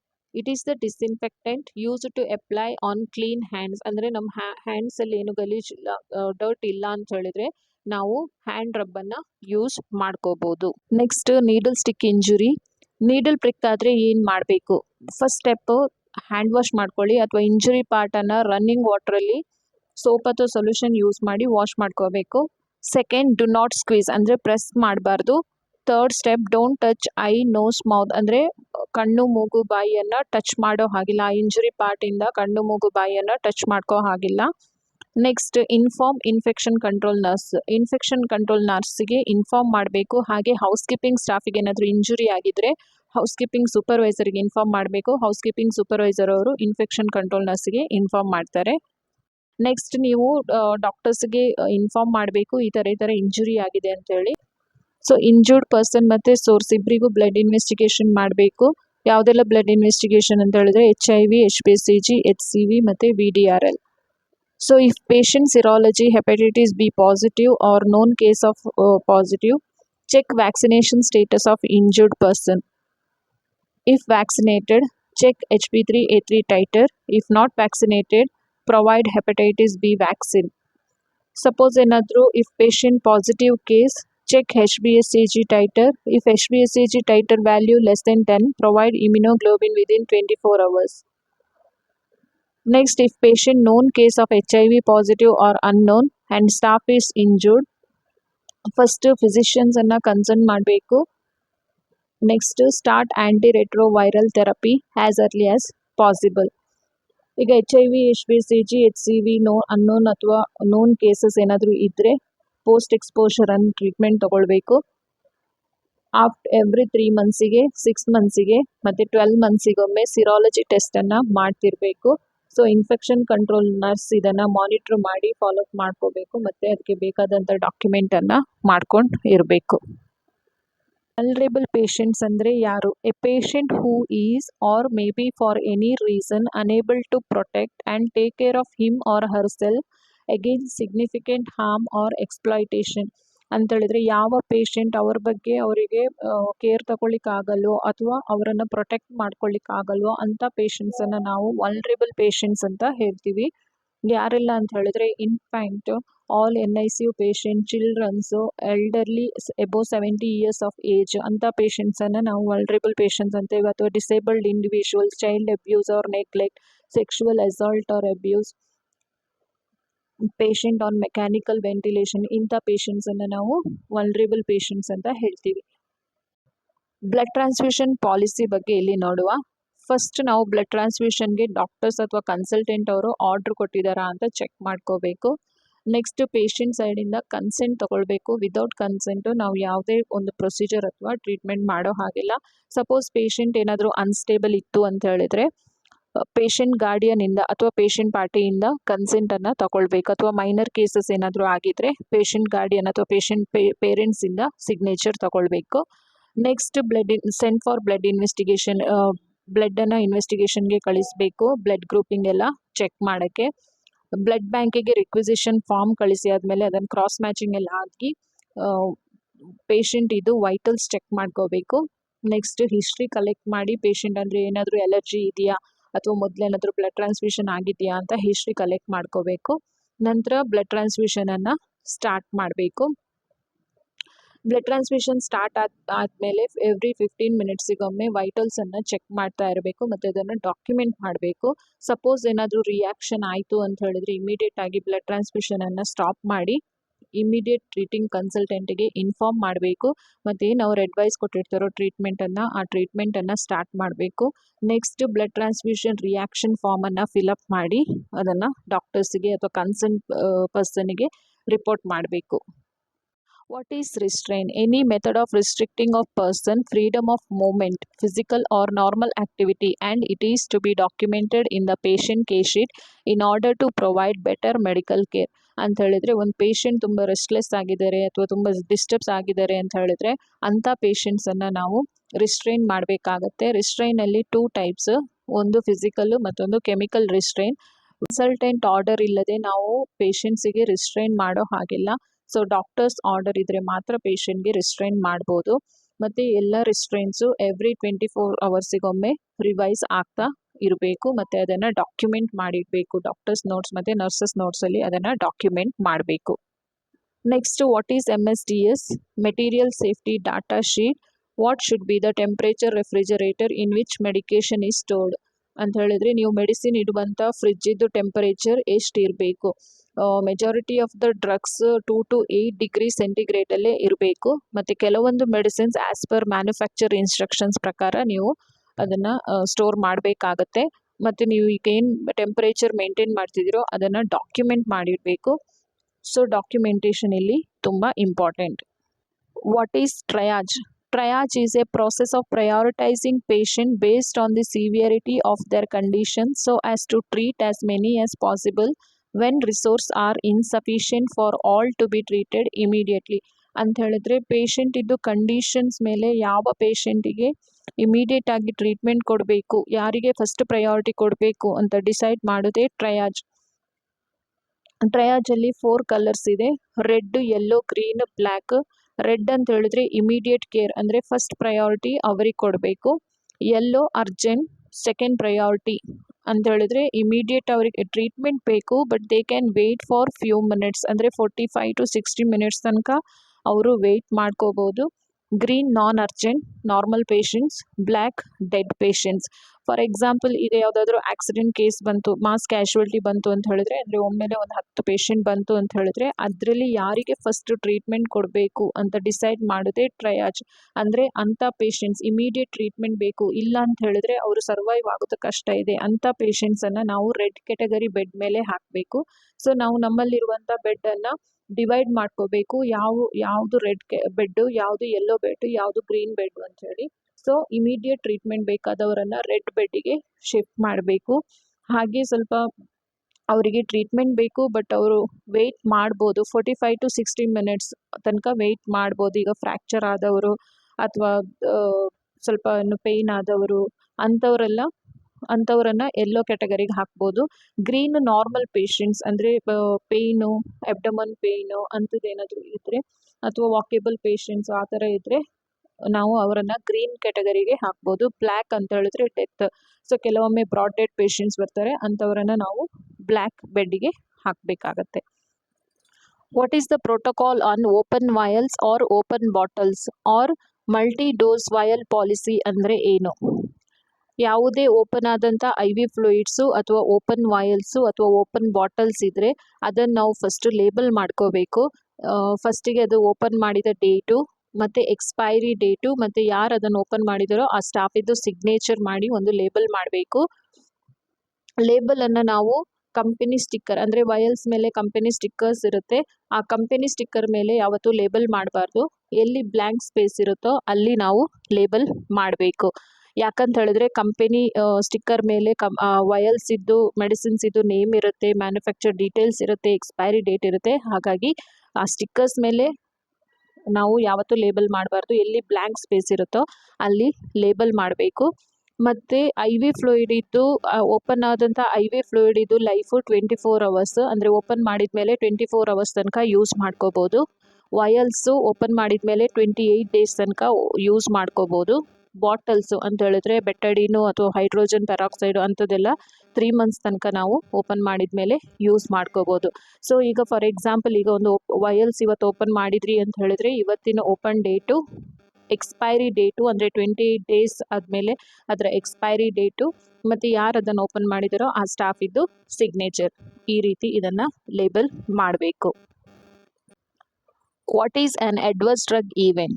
An adverse drug reaction is an unwanted, harmful, or unintended response to a medication that occurs at normal doses, typically used for the treatment, prevention, or diagnosis of a condition. ADR can range from mild side effect to severe reactions such as organ damage or death. Adverse drug reaction ಅಂತ ಹೇಳಿದ್ರೆ ಯಾವುದಾದ್ರೂ ಈಗ medicines reaction ಆಗೋದಕ್ಕೆ ನಾವು adverse drug reaction ಅಂತ ಹೇಳ್ತೀವಿ. ಅಂದ್ರೆ ಕೆಲವೊಂದು ಮೆಡಿಸಿನ್ಸ್ ರಿಯಾಕ್ಷನ್ಸ್ ಆಗುತ್ತೆ, ಕೆಲವೊಂದು ಪೇಷಂಟ್ಸ್ಗೆ ರಿಯಾಕ್ಷನ್ಸ್ ಆಗುತ್ತೆ, ಅಂಥದನ್ನ ನಾವು ಅಡ್ವರ್ಸ್ ಡ್ರಗ್ ರಿಯಾಕ್ಷನ್ ಅಂತ ಹೇಳ್ತೀವಿ. ಇದರ ಎಫೆಕ್ಟ್ ಎಷ್ಟಿರುತ್ತೆ ಅಂತ ಹೇಳಿದ್ರೆ ಕೆಲವೊಮ್ಮೆ ಮೈಲ್ಡ್ ಎಫೆಕ್ಟ್ ಆಗುತ್ತೆ ಅಂತ ಹೇಳಿದ್ರೆ ಕೆಲವೊಮ್ಮೆ ಹೆಡ್ ಏಕು ಅಥವಾ ನಾಸಿಯಾ ಆ ಥರ ಏನಾದರೂ ಆಗುತ್ತೆ. ಇಲ್ಲ ಅಂತ ಹೇಳಿದ್ರೆ ಕೆಲವರಿಗೆ ಇದು ಸಿವಿಯರ್ ರಿಯಾಕ್ಷನ್ಸ್ ಆಗುತ್ತೆ, ಲೈಕ್ ಆರ್ಗನ್ ಡ್ಯಾಮೇಜ್ ಆಗೋದು ಅಥವಾ ಡೆತ್ ಆಗೋದು. ಸೊ ಅದಕ್ಕೆ ನಾವು ಫಸ್ಟಿಗೆ ಮೆಡಿಸಿನ್ಸ್ ಅನ್ನು ಕೊಡೋ ಮುಂಚೆನೆ ಪೇಷಂಟಿಗೆ ಕೇಳಬೇಕು, ಪೇಷಂಟ್ಗೆ ಏನಾದರೂ ಅಲರ್ಜಿಕ್ ಇದೆಯಾ, ಡ್ರಗ್ ಅಲರ್ಜಿ ಏನಾದರೂ ಇದೆಯಾ ಅಂತ ಹೇಳಿ ಕನ್ಫರ್ಮ್ ಮಾಡಿಕೊಂಡು ನಂತರ ಅವರಿಗೆ ಮೆಡಿಸಿನ್ಸ್ ಅನ್ನ ಕೊಡಬೇಕು. ಸೊ ಸಪೋಸ್ ಏನಾದರೂ ADR ಆದರೆ, ಅಡ್ವರ್ಸ್ ಡ್ರಗ್ ರಿಯಾಕ್ಷನ್ ಆದರೆ, ಅಡ್ವರ್ಸ್ ಡ್ರಗ್ ರಿಯಾಕ್ಷನ್ ಫಾರ್ಮ್ ಅಂತ ಇರುತ್ತೆ. ಅದರಲ್ಲಿ ಡೀಟೇಲ್ಸ್ ಎಲ್ಲ, ಪೇಷಂಟ್ ಡೀಟೇಲ್ಸ್ ಎಲ್ಲ ಫಿಲ್ಅಪ್ ಮಾಡಿ, ಯಾವ ಮೆಡಿಸಿನ್ ರಿಯಾಕ್ಷನ್ ಆಯಿತು ಅಂತೆಲ್ಲ ಡೀಟೇಲ್ಸನ್ನು ಫಿಲ್ಅಪ್ ಮಾಡಿ ಅದನ್ನು ಕನ್ಸರ್ನ್ ಪರ್ಸನ್ಗೆ ಸಬ್ಮಿಟ್ ಮಾಡಬೇಕು. ಅವರು ರೂಟ್ ಕಾಸ್ ಮಾಡಿ ಅದಕ್ಕೆ ಕರೆಕ್ಟಿವ್ ಮತ್ತು ಪ್ರಿವೆಂಟಿವ್ ಆ್ಯಕ್ಷನನ್ನು ಫೈಂಡ್ ಔಟ್ ಮಾಡ್ತಾರೆ. So what is PPE? Name the components. PPE ಅಂದರೆ ಏನು? Personal protective equipment. ಸ್ಟಾಫನ್ನು ಪ್ರೊಟೆಕ್ಟ್ ಮಾಡುವಂಥ ಇಕ್ವಿಪ್ಮೆಂಟನ್ನು ಪರ್ಸನಲ್ ಪ್ರೊಟೆಕ್ಟಿವ್ ಇಕ್ವಿಪ್ಮೆಂಟ್ ಅಂತ ಹೇಳ್ತೀವಿ. ಅಂಥ ಇಕ್ವಿಪ್ಮೆಂಟ್ಸ್ ಯಾವುದೆಲ್ಲ? Gloves, face mask, cap, gown, shoes and goggles ಅಂತ ಹೇಳಿದ್ರೆ ನಮ್ಮ ಪರ್ಸನಲ್ ಪ್ರೊಟೆಕ್ಷನ್. ಈಗ ನಾವು ಫೇಸ್ ಮಾಸ್ಕ್, ಕ್ಯಾಪ್, ಗ್ಲೌಸ್ ಎಲ್ಲ ಹಾಕೊಳ್ಳೋದ್ರಿಂದ ನಮಗೆ ಇನ್ಫೆಕ್ಷನ್ಸನ್ನು ಕಂಟ್ರೋಲ್ ಮಾಡ್ಕೋಬೋದು, ಇನ್ಫೆಕ್ಷನ್ ಸ್ಪ್ರೆಡ್ ಆಗೋದನ್ನು ಕಂಟ್ರೋಲ್ ಮಾಡ್ಬೋದು. ಹಾಗಾಗಿ ಇದನ್ನು ಪರ್ಸನಲ್ ಪ್ರೊಟೆಕ್ಟಿವ್ ಇಕ್ವಿಪ್ಮೆಂಟ್ ಅಂತ ಹೇಳ್ತೀವಿ, ನಮ್ಮ ಪ್ರೊಟೆಕ್ಷನ್ಗೆ ಇರುವಂಥ equipments. What do you mean by HAI? Hospital acquired infections ಅಂದರೆ ಏನು? Nosocomial infections, also called healthcare associated infections, are infections you can get while in a healthcare facility. HAIs may occur after a medical or surgical procedure. They can be mild or life-threatening. You can avoid most nosocomial infection with diligent infection prevention efforts. ಅಂತ ಹೇಳಿದ್ರೆ ಹಾಸ್ಪಿಟ್ಲಿಂದ ಬರುವಂಥ infections ಅನ್ನು ನಾವು hospital acquired infections ಅಂತ ಹೇಳ್ತೀವಿ. ಇದು ಪೇಷಂಟಿಗೂ ಬರ್ಬೋದು, ಇಲ್ಲ ಸ್ಟಾಫಿಗೂ ಆಗ್ಬೋದು. ಸೊ ಪೇಷಂಟ್ಗೆ ಯಾವಾಗ ಆಗುತ್ತೆ? ಆಫ್ಟರ್ ಅಡ್ಮಿಷನ್ ಅಥವಾ ಆಫ್ಟರ್ ಸರ್ಜರಿ ಬರುವಂಥ ಇನ್ಫೆಕ್ಷನ್ಸನ್ನು ನಾವು ಹಾಸ್ಪಿಟಲ್ ಅಕ್ವೈರ್ಡ್ ಇನ್ಫೆಕ್ಷನ್ಸ್ ಅಂತ ಹೇಳ್ತೀವಿ. ಅಂದರೆ ಹಾಸ್ಪಿಟ್ಲಿಂದ ಬರುವಂಥ ಇನ್ಫೆಕ್ಷನ್ಸನ್ನು ಹಾಸ್ಪಿಟಲ್ ಅಕ್ವೈರ್ಡ್ ಇನ್ಫೆಕ್ಷನ್ಸ್ ಅಂತ ಹೇಳ್ತೀವಿ. So what is Lassa and name few Lassa drugs. Lassa drugs ಅಂದರೆ ಏನು? ಲಾಸಾ ಅಂತ ಹೇಳಿದ್ರೆ ಲುಕ್ ಎಲೈಕ್, ಸೌಂಡ್ ಎಲೈಕ್ ಡ್ರಗ್ಸ್. ಅಂದರೆ ಕೆಲವೊಂದು ಮೆಡಿಸಿನ್ಸ್ ನೋಡಲಿಕ್ಕೆ ಶೇಪು, ಸೈಜು ಅಥವಾ ಸಿಮಿಲರ್ ಆಗಿರುತ್ತೆ, ಅಂಥ ಮೆಡಿಸಿನ್ಸನ್ನು ಲುಕ್ ಎಲೈಕ್ ಮೆಡಿಸಿನ್ಸ್ ಅಂತ ಹೇಳ್ತೀವಿ. ಹಾಗೆ ಕೆಲವೊಂದು ಮೆಡಿಸಿನ್ ಪ್ರೊನೌನ್ಸ್ ಮಾಡುವಾಗ ಸೇಮ್ ಸೌಂಡ್ಸ್ ಇರುತ್ತೆ, ಅಂಥ ಮೆಡಿಸಿನ್ಸನ್ನು ಸೌಂಡ್ ಎಲೈಕ್ ಮೆಡಿಸಿನ್ಸ್ ಅಂತ ಹೇಳ್ತೀವಿ. ಸೊ ಇದೇನಾಗುತ್ತೆ, ಇದು ಕನ್ಫ್ಯೂಷನ್ ಆಗುತ್ತೆ ಹೆಲ್ತ್ ಕೇರ್ ಪ್ರೊಫೆಷನಲ್ಸ್ಗೆ, ಅಂದರೆ ಡಾಕ್ಟರ್ಸಿಗೆ, ಫಾರ್ಮಸಿಸ್ಟಿಗೆ, ಈವನ್ ಪೇಷಂಟಿಗೂ ಒಮ್ಮೊಮ್ಮೆ ಕನ್ಫ್ಯೂಷನ್ ಆಗುತ್ತೆ. ಇದರಿಂದ ರಾಂಗ್ ಮೆಡಿಕೇಶನ್ ಅಥವಾ ರಾಂಗ್ ಮೆಡಿಸಿನ್ಸನ್ನು ತಗೊಳ್ಳೋ ಚಾನ್ಸಸ್ ಜಾಸ್ತಿ. ಹಾಗಾಗಿ ಇಂಥ ಮೆಡಿಸಿನ್ಸನ್ನು ನಾವು ಯಾವಾಗಲೂ ಸಪ್ರೇಟಾಗಿ ಸ್ಟೋರೇಜ್ ಮಾಡಿಡಬೇಕು. ಲುಕ್ ಎಲೈಕ್ ಮೆಡಿಸಿನ್ಸ್ಗೆ ಎಕ್ಸಾಂಪಲ್ ಅಟ್ರೋಪಿನ್ ಮತ್ತು ಪೈರಲೈಟ್. ಸೌಂಡ್ ಎಲೈಕ್ ಮೆಡಿಸಿನ್ಸ್ಗೆ ಎಕ್ಸಾಂಪಲ್ ಡೊಪಾಮಿನ್ ಮತ್ತು ಡುಬೆಟಮಿನ್. ಸೊ ಇದು ಲಾಸಾ ಡ್ರಗ್ಸ್. ಈಗ ಫಾರ್ಮಸಿಯಲ್ಲಿ ನೀವು ಫಸ್ಟು ಯಾವುದೆಲ್ಲ ಲಾಸಾ ಡ್ರಗ್ಸ್ ಇದೆ ಅದನ್ನು ಲಿಸ್ಟ್ ಔಟ್ ಮಾಡಬೇಕು, ಮತ್ತು ಅಂಥ ಮೆಡಿಸಿನ್ಸನ್ನು ಯಾವಾಗಲೂ ಸಪ್ರೇಟಾಗಿ ಸ್ಟೋರೇಜ್ ಮಾಡಿ ಇಡಬೇಕು. Risk medications. High risk medicines are in medications that have an increased risk of causing significant patient harm or death when used in error. ಅಂದರೆ ಕೆಲವೊಂದು ಮೆಡಿಸಿನ್ಸು ಪೇಷಂಟ್ಗೆ ರಾಂಗ್ ಆಗಿ ಕೊಟ್ಟಾಗ ಅದರಿಂದ ಪೇಷಂಟ್ ಲೈಫಿಗೆ ಪ್ರಾಬ್ಲಮ್ ಆಗ್ಬೋದು, ಇಲ್ಲ ಅಂತ ಹೇಳಿದ್ರೆ ಪೇಷಂಟ್ ಡೆತ್ ಆಗೋ ಚಾನ್ಸಸ್ ಇರುತ್ತೆ. ಇಂಥ ಮೆಡಿಸಿನ್ಸನ್ನು ನಾವು ಹೈ ರಿಸ್ಕ್ ಮೆಡಿಸಿನ್ಸ್ ಅಂತ ಹೇಳ್ತೀವಿ. ಸೊ ಇಂಥ ಮೆಡಿಸಿನ್ಸನ್ನು ನಾವು ಫಸ್ಟ್ ಲಿಸ್ಟ್ ಮಾಡ್ಕೋಬೇಕು, ಮತ್ತು ಇಂಥ ಮೆಡಿಸಿನ್ಸನ್ನು ಸಪ್ರೇಟಾಗಿ ಸ್ಟೋರ್ ಮಾಡಿಡಬೇಕು. ಅಂದರೆ ಫಾರ್ಮಸಿಯಲ್ಲಿ ಎಲ್ಲ ಒಟ್ಟಿಗೆ ಮಿಕ್ಸ್ ಮಾಡಿ ಇಡಬಾರ್ದು. ಇಂಥ ಮೆಡಿಸಿನ್ಸನ್ನು ಸಪ್ರೇಟ್ ಸ್ಟೋರೇಜ್, ಹೈ ರಿಸ್ಕ್ ಮೆಡಿಸಿನ್ಸ್ಗೆ ಸಪ್ರೇಟ್ ಸ್ಟೋರೇಜ್ ಮಾಡಬೇಕು, ಮತ್ತು ಆ ಸ್ಟೋರೇಜನ್ನು ನಾವು ರೆಡ್ ಕಲರಲ್ಲಿ ಲೇಬಲ್ ಮಾಡಬೇಕು. ಮತ್ತು ಅಲ್ಲಿ ಯಾವುದೆಲ್ಲ ಹೈ ರಿಸ್ಕ್ ಮೆಡಿಸಿನ್ಸ್ ಇದೆ ಅಂತ ಒಂದು ಲಿಸ್ಟನ್ನು ಡಿಸ್ಪ್ಲೇ ಮಾಡಬೇಕು. ಹಾಗೆ ಹೈ ರಿಸ್ಕ್ ಮೆಡಿಸಿನ್ಸನ್ನು ಪೇಷಂಟ್ಗೆ ಕೊಡೋ ಮೊದಲು ಅದನ್ನು ಡಬಲ್ ವೆರಿಫಿಕೇಷನ್ ಮಾಡಿ ನಂತರ ಅದನ್ನು ಡಿಸ್ಪೆನ್ಸ್ ಮಾಡಬೇಕು. ಸೊ ಇದು ಹೈ ರಿಸ್ಕ್ ಮೆಡಿಸಿನ್ಸ್ಗಿರುವ ಪಾಲಿಸಿ, ಇದನ್ನು ನಾವು ಫಾಲೋ ಮಾಡಬೇಕು. ಸೊ ಕೆಲವೊಂದು ಹೈ ರಿಸ್ಕ್ ಮೆಡಿಸಿನ್ಸನ್ನು ಇಲ್ಲಿ ಲಿಸ್ಟ್ ಮಾಡ್ಕೊಂಡಿದ್ದೀವಿ. Potassium and other electrolytes, injection of potassium, magnesium, calcium, hypertonic sodium chloride, insulin, narcotic and other sedatives, morphine, propofol, diazepam, chemotherapeutic agents, heparin. Emergency medicines. Emergency medicines is a medical specialty focused on the immediate diagnosis and treatment of acute illness or injuries that requires urgent attention. It involves providing care for patients who come to emergency department with life-threatening conditions, trauma, heart attack, stroke, severe infections, and other urgent health issues. Emergency ಸಿಚುವೇಶನ್ಸಲ್ಲಿ use ಮಾಡುವಂಥ ಮೆಡಿಸಿನ್ಸನ್ನು ನಾವು emergency medicines ಅಂತ ಹೇಳ್ತೀವಿ. ಕೆಲವೊಮ್ಮೆ life threatening conditions ಇರುತ್ತೆ, ಅಥವಾ trauma, heart attack ಅಥವಾ ಸ್ಟ್ರೋಕ್ ಅಂತ ಸಿಚುವೇಶನ್ಸಲ್ಲಿ ಇಮಿಡಿಯೇಟ್ ಆಗಿ ಅವರಿಗೆ ಮೆಡಿಸಿನ್ಸ್ ಕೊಡಬೇಕು. ಹಾಗಿದ್ರೆ ಮಾತ್ರ ಅವರು ಸರ್ವೈವ್ ಆಗೋ ಚಾನ್ಸಸ್ ಇರುತ್ತೆ. ಆ ಟೈಮಲ್ಲಿ ಯೂಸ್ ಮಾಡುವಂಥ ಮೆಡಿಸಿನ್ಸನ್ನು ನಾವು ಎಮರ್ಜೆನ್ಸಿ ಮೆಡಿಸಿನ್ ಅಂತ ಹೇಳ್ತೀವಿ. ಯಾವುದೆಲ್ಲ ಅಂತ ಹೇಳಿದ್ರೆ injection Avil, injection Dexona, injection Lasix, Rantac, Diclo, Amikin. Which are the rights of medication administration? Right drug, right dose, right route, right time, right client, right documentation, right reason and right response. ಇದು rights of medication. Read back policy. For verbal or telephonic orders and for telephonic reporting of critical lab result, the order of result has to be read back. The staffs read the order back to the healthcare providers called read back and confirm the order. Both staffs should pronounce numerical digit in separate figures while prescribing and read back. For example 17 instead of 17 ಅಂತ ಹೇಳಿದ್ರೆ ಕೆಲವೊಮ್ಮೆ doctors ಅವರು ಅಥವಾ ಸ್ಟಾಫ್ಗಳು verbal order ಕೊಡ್ತಾರೆ ಅಂತ ಹೇಳಿದ್ರೆ telephonic ಅಥವಾ verbal ಆಗಿ ಆರ್ಡರ್ ಕೊಡ್ತಾರೆ ಅಥವಾ ಟೆಲಿಫೋನಲ್ಲಿ ರಿಪೋರ್ಟ್ಸನ್ನು ಇನ್ಫಾರ್ಮ್ ಮಾಡ್ತಾರೆ. ಅಂಥ ಟೈಮಲ್ಲಿ ರೀಡ್ ಬ್ಯಾಕ್ ಪಾಲಿಸಿಯನ್ನು ಫಾಲೋ ಮಾಡಬೇಕು. ರೀಡ್ ಬ್ಯಾಕ್ ಅಂತ ಹೇಳಿದ್ರೆ ಈಗ ಯಾರು ರಿಪೋರ್ಟ್ ಅಥವಾ ಏನು ಆರ್ಡರ್ ಕೊಟ್ಟಿದ್ದಾರೋ ಅವರು ಕೇಳಿಸ್ಕೊಂಡವರು ಅದನ್ನು ರೀಡ್ ಬ್ಯಾಕ್ ಅಂದರೆ ಬ್ಯಾಕ್ ಅವರಿಗೆ ಹೇಳಬೇಕು.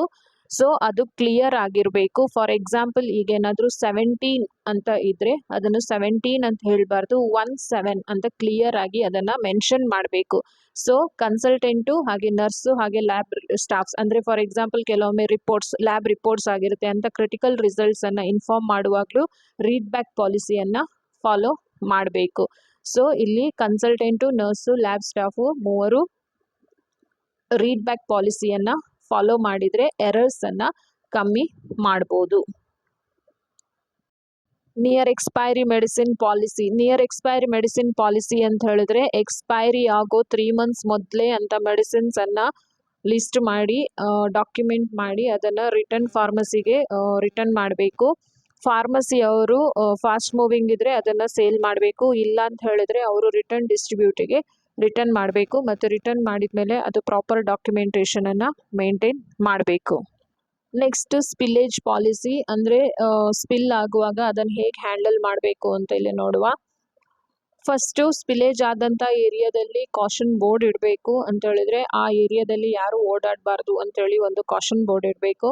ನಂತರ ಅದನ್ನು ಯಾರು ಕ್ಲೀನ್ ಮಾಡ್ತಿದ್ದಾರೋ ಆ ಸ್ಟಾಫು ಪರ್ಸ್ನಲ್ ಪ್ರೊಟೆಕ್ಟಿವ್ ಇಕ್ವಿಪ್ಮೆಂಟನ್ನು ಹಾಕೋಬೇಕು. ಪರ್ಸ್ನಲ್ ಪ್ರೊಟೆಕ್ಟಿವ್ ಇಕ್ವಿಪ್ಮೆಂಟ್ ಅಂತ ಹೇಳಿದ್ರೆ mask, gloves, cap, gown, goggles ಮತ್ತು ಶೂಸ್ ಇದಿಷ್ಟನ್ನು ಅವರು ಹಾಕೋಬೇಕು. ಯಾಕಂತ ಹೇಳಿದ್ರೆ ಫಸ್ಟು ಅವ್ರ ಸೇಫ್ಟಿಯನ್ನು ಅವರು ನೋಡ್ಕೋಬೇಕು.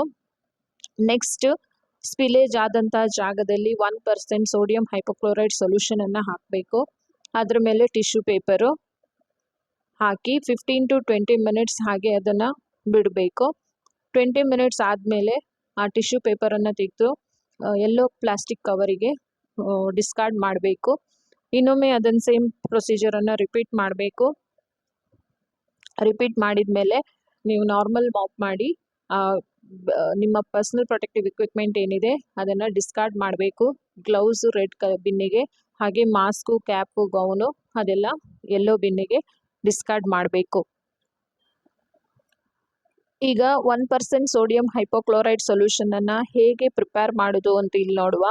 ಸಪೋಸ್ ನಿಮ್ಮದೇನು ಸೋಡಿಯಂ ಹೈಪೋಕ್ಲೋರೈಡ್ ಸೊಲ್ಯೂಷನ್ 5% ಇದ್ದಾಗಿದ್ದರೆ 800 ml water plus 200 ml sodium hypochlorite ಸೊಲ್ಯೂಷನನ್ನು ತಗೊಳ್ಬೇಕು. ಸಪೋಸ್ ಏನಾದರೂ ಸೋಡಿಯಂ ಹೈಪೋಕ್ಲೋರೈಡ್ ಸೊಲ್ಯೂಷನ್ 10% ಆಗಿದ್ರೆ 900 ml water plus 100 ml sodium hypochlorite ಸೊಲ್ಯೂಷನನ್ನು ತಗೊಳ್ಬೇಕು. ಆ ರೀತಿ 1% ಸೋಡಿಯಂ ಹೈಪೋಕ್ಲೋರೈಡ್ ಸೊಲ್ಯೂಷನನ್ನು ನೀವು ರೆಡಿ ಮಾಡ್ಕೋಬೇಕು. What are the occupational health hazards? An occupational health hazard is any workplace condition that causes a risk to employee health. These include physical, chemical, biological, mechanical, safety, and work organization hazards. Example employee fall, radiation exposure, stress ಅಂತ ಹೇಳಿದ್ರೆ ಕೆಲಸದಲ್ಲಿ ಆಗುವಂಥ ಹಜಾರ್ಡ್ಸನ್ನು, ಅಂದರೆ ನೀವು ಕೆಲಸ ಮಾಡ್ತಿರುವಾಗ ಆಗುವಂಥ, ಕೆಲಸದಲ್ಲಿ ಇರುವಾಗ ಆಗುವಂಥ ಹಜಾರ್ಡ್ಸನ್ನು ನಾವು ಆಕ್ಯುಪೇಷನಲ್ ಹಜಾರ್ಡ್ಸ್ ಅಂತ ಹೇಳ್ತೀವಿ. ಎಕ್ಸಾಂಪಲ್, ಕೆಲವೊಮ್ಮೆ ಸ್ಟಾಫ್ಗಳು ಬೀಳೋ ಚಾನ್ಸಸ್ ಇರುತ್ತೆ, ಸ್ಲಿಪ್ಪರಿ ಫ್ಲೋರ್ ಇದ್ದರೆ ಬೀಳೋ ಚಾನ್ಸಸ್ ಇರುತ್ತೆ, ಎಂಪ್ಲಾಯಿ ಫಾಲ್ಸ್ ಅಥವಾ ಎಕ್ಸ್ರೇಯಲ್ಲಿ ರೇಡಿಯೇಷನ್ ಎಕ್ಸ್ಪೋಜರ್, ಇದು ಆಕ್ಯುಪೇಷನಲ್ ಹಜಾರ್ಡ್ಸ್ ಆಗುತ್ತೆ. ಅಥವಾ ಜಾಸ್ತಿ ಸ್ಟ್ರೆಸ್ ಆಯಿತು, ವರ್ಕ್ ಪ್ಲೇಸಲ್ಲಿ ಜಾಸ್ತಿ ಸ್ಟ್ರೆಸ್ ಆಯಿತು ಅಂತ ಹೇಳಿದ್ರು ಇದು ಆಕ್ಯುಪೇಷನಲ್ ಹೆಲ್ತ್ ಹಜಾರ್ಡ್ ಆಗುತ್ತೆ. ಸೊ ಇದನ್ನು ಆಕ್ಯುಪೇಷನಲ್ ಹೆಲ್ತ್ ಹಜಾರ್ಡ್ ಅಂತ ಹೇಳ್ತೀವಿ. ನೆಕ್ಸ್ಟ್, ರೇಡಿಯಾಲಜಿಯಲ್ಲಿ ಯೂಸ್ ಮಾಡುವಂಥ ಪರ್ಸನಲ್ ಪ್ರೊಟೆಕ್ಟಿವ್ ಇಕ್ವಿಪ್ಮೆಂಟ್ಸ್ ಯಾವುದೆಲ್ಲ? Radiation safety lead aprons, TLD badge, thyroid shield and gonad shield, ಇದು ರೇಡಿಯಾಲಜಿಯಲ್ಲಿ ಯೂಸ್ ಮಾಡುವಂಥ ಪರ್ಸನಲ್ ಪ್ರೊಟೆಕ್ಟಿವ್ ಇಕ್ವಿಪ್ಮೆಂಟ್. ಹಾಗೆ ಲ್ಯಾಬಲ್ಲಿ ಪರ್ಸನಲ್ ಪ್ರೊಟೆಕ್ಟಿವ್ ಯಾವುದೆಲ್ಲ ಯೂಸ್ ಮಾಡ್ತೀವಿ? Mask, gloves, head cap, gown, goggles. Next, expand TAT. TAT ಅಂದರೆ ಏನು? ಟ್ಯಾಟ್ ಅಂತ ಹೇಳಿದ್ರೆ turn around time. Next, retention and destruction policy of MR files. ಅಂದರೆ ಹಾಸ್ಪಿಟ್ಲಲ್ಲಿರುವಂಥ ಪೇಷಂಟ್ ಫೈಲ್ಸಿಗೆ ರಿಟೆನ್ಷನ್ ಪೀರಿಯಡ್ ಅಂತ ಹಾಸ್ಪಿಟ್ಲ್ ಅವರು ಫಿಕ್ಸ್ ಮಾಡಬೇಕು. So IP files 10 years after the last visit made by the patient. ಇದು actually as per the hospital policy, ಅಂದರೆ 10 years ಇಟ್ಕೋಬೇಕಂತಿಲ್ಲ, hospital policy ಹೇಗಿದೆಯೋ ಹಾಗೆ ಅದನ್ನು ಮೇಂಟೈನ್ ಮಾಡ್ಬೋದು. OP files 2 years after the last visit made by the patient. MLC and death files ಮತ್ತು death ಮತ್ತು ಬರ್ತ್ register life long ಇಟ್ಕೋಬೇಕು. Paediatric case sheet 18 years of age and cannot be destroyed even after 3 years. ಇದು hospital policy ಮೇಲೆ depend ಆಗಿರುತ್ತೆ. So hospital ಅವ್ರು ಏನು policy ಮಾಡಿರ್ತೀರೋ ಆ ಥರ ಮೇಂಟೈನ್ ಮಾಡ್ಕೋಬೇಕು. ಸೊ ನೆಕ್ಸ್ಟ್, ಡಿಸ್ಟ್ರಕ್ಷನ್ ಪಾಲಿಸಿ ಅಂದರೆ MR ಫೈಲ್ಸನ್ನು ಹೇಗೆ ಡಿಸ್ಟ್ರಾಯ್ ಮಾಡೋದು after retention period. Destruction policy ಏನು ಅಂತ ಇಲ್ಲಿ ನೋಡುವ. ಪೇಷಂಟ್ ಇದ್ದು ಲಾಸ್ಟ್ ವಿಸಿಟ್ ಆಗಿ 10 years ಆದಂಥ ಫೈಲ್ಸನ್ನು ನಾವು ಲಿಸ್ಟ್ ಔಟ್ ಮಾಡಿ ಮ್ಯಾನೇಜ್ಮೆಂಟಿಗೆ ಸಬ್ಮಿಟ್ ಮಾಡಬೇಕು. ಮತ್ತು ಅವರಿಂದ ಪರ್ಮಿಷನ್ ತಗೊಂಡು ಆ ಲಿಸ್ಟನ್ನು ನಾವು ಅದರಲ್ಲಿ ಯಾರ್ದೆಲ್ಲ ಪೇಷಂಟ್ ಹೆಸರಿದೆ ಅದನ್ನು 2 ನ್ಯೂಸ್ ಪೇಪರಿಗೆ ಆ್ಯಡ್ ಕೊಡಬೇಕು. ಒಂದು ಲೋಕಲ್ ನ್ಯೂಸ್ ಪೇಪರು, ಇನ್ನೊಂದು ನ್ಯಾಷನಲ್ ನ್ಯೂಸ್ ಪೇಪರಿಗೆ ಆ್ಯಡ್ ಕೊಡಬೇಕು. ನಾವೇನಂತ ಆ್ಯಡ್ ಕೊಡಬೇಕು? ಈ ಲಿಸ್ಟಲ್ಲಿರುವಂಥ ಪೇಷಂಟ್ಗೆ ಏನಾದರೂ ಡಾಕ್ಯುಮೆಂಟ್ ಬೇಕು ಅಂತ ಹೇಳಿದ್ರೆ 45 days ಒಳಗಡೆ ಬಂದು ಅದನ್ನು ಕಲೆಕ್ಟ್ ಮಾಡ್ಕೊಳ್ಳಿ. ಆಫ್ಟರ್ 45 days ನಿಮಗೆ ಇದರಲ್ಲಿರುವಂಥ ನಿಮ್ಮ ಪೇಷಂಟ್ ರೆಕಾರ್ಡ್ಸ್ ನಿಮಗೆ ಸಿಗಲ್ಲ, ಯಾಕಂದರೆ ನಾವು 45 days ನಂತರ ಇದನ್ನು ಡಿಸ್ಟ್ರಾಯ್ ಮಾಡ್ತಿದ್ದೀವಿ ಅಂಥೇಳಿ ಒಂದು ಆ್ಯಡ್ ಕೊಡಬೇಕು. 45 days ಒಳಗಡೆ ಯಾರಾದರೂ ಬಂದು ರೆಕಾರ್ಡ್ಸ್ ಅಥವಾ ಏನಾದರೂ ಕೇಳಿದರೆ ಅವರಿಗೆ ಆ ಇನ್ಫಾರ್ಮೇಷನ್ ಕೊಡಬೇಕು. After 45 days in front of management, ಹಾಗೆ MRD ಸ್ಟಾಫು ಮತ್ತು ಕನ್ಸರ್ನ್ ಪರ್ಸನ್ ಯಾರಿರ್ತಾರೋ ಅವರು ಆ ಫೈಲ್ಸನ್ನು ಶ್ರೆಡ್ಡಿಂಗ್ ಮಾಡಬೇಕು. ಅದು ನಿಮ್ಮ ಹಾಸ್ಪಿಟಲ್ ಸರೌಂಡಿಂಗ್ಸಲ್ಲೂ ಮಾಡ್ಕೋಬೋದು, ಇಲ್ಲ ಅಂತ ಹೇಳಿದ್ರೆ ಔಟ್ಸೈಡು ಮಾಡ್ಕೋಬೋದು. ಶ್ರೆಡ್ಡಿಂಗ್ ಆದಂಥ ಫೈಲ್ಸನ್ನು ನೀವು ಔಟ್ಸೈಡ್ ವೆಂಡರ್ಸಿಗೆ ಕೊಡಬೇಕು. ಅವರಿಂದ ಕೊಟ್ಟಾದಮೇಲೆ ಅವರಿಂದ ಒಂದು ಸರ್ಟಿಫಿಕೇಟನ್ನು ನೀವು ಕಲೆಕ್ಟ್ ಮಾಡ್ಕೋಬೇಕು. ಅದು ಎಲ್ಲ ಫೈಲ್ಸು ಕಂಪ್ಲೀಟಾಗಿ ಡಿಸ್ಟ್ರಕ್ಷನ್ ಆಗಿದೆ ಅಂತ ಹೇಳಿ ಒಂದು ಸರ್ಟಿಫಿಕೇಟು ವೆಂಡರ್ಸ್ ಅವರು ನಿಮಗೆ ಕೊಡಬೇಕು. ಅದನ್ನು ಡಾಕ್ಯುಮೆಂಟ್ ಮಾಡಿ ಇಡಬೇಕಾಗತ್ತೆ. ಸೊ ಇದು destruction policy. Next, patient authorisation ಇಲ್ಲದೆ ನಾವೇನಾದರೂ ಇನ್ಫಾರ್ಮೇಷನ್ಸನ್ನು ಡಿಸ್ಕ್ಲೋಸ್ ಮಾಡ್ಬೋದಾ? ಇಲ್ಲ.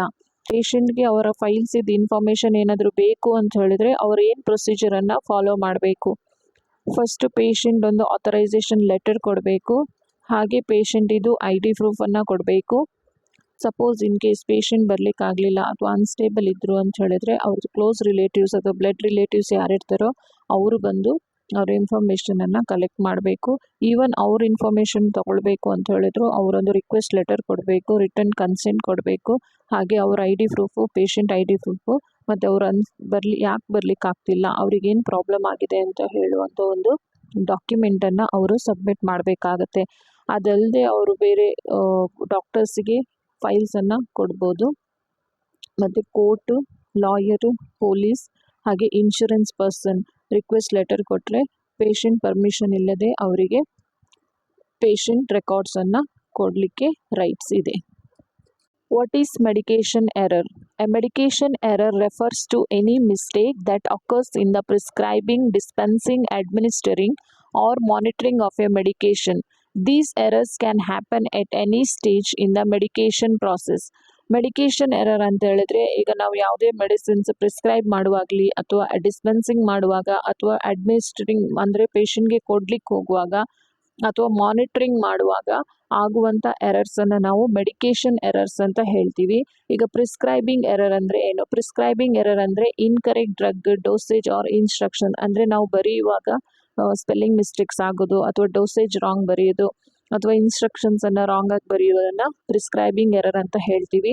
ಡಿಸ್ಪೆನ್ಸಿಂಗ್ ಎರರ್ ಅಂತ ಹೇಳಿದ್ರೆ ನಾವು ಪೇಷಂಟ್ಗೆ ಮೆಡಿಸಿನ್ ಡಿಸ್ಪೆನ್ಸಿಂಗ್ ಎರರ್ ಹೆಚ್ಚಾಗಿ ಫಾರ್ಮಸಿಯಲ್ಲಿ ಆಗುತ್ತೆ. ಪೇಷಂಟಿಗೆ ಮೆಡಿಸಿನ್ಸ್ ಕೊಡುವಾಗ ಆಗುವಂಥ ಮಿಸ್ಟೇಕ್ಸನ್ನು ಡಿಸ್ಪೆನ್ಸಿಂಗ್ ಎರರ್ ಅಂತ ಹೇಳ್ತೀವಿ. ಇದು ಯಾವಾಗ ಆಗುತ್ತೆ ಅಂತ ಹೇಳಿದ್ರೆ ನಮಗೆ ಡಾಕ್ಟರ್ಸ್ ಬರೆದ ಪ್ರಿಸ್ಕ್ರಿಪ್ಷನ್ ಅರ್ಥ ಆಗಲಿಲ್ಲ ಅಂತ ಹೇಳಿದ್ರೆ ಆವಾಗ ನಾವು ರಾಂಗ್ ಮೆಡಿಕೇಷನ್ ಕೊಡೋ ಚಾನ್ಸಸ್ ಜಾಸ್ತಿ ಇರುತ್ತೆ. ಸೊ ಆವಾಗ ಡಿಸ್ಪೆನ್ಸಿಂಗ್ ಎರರ್ ಆಗುತ್ತೆ.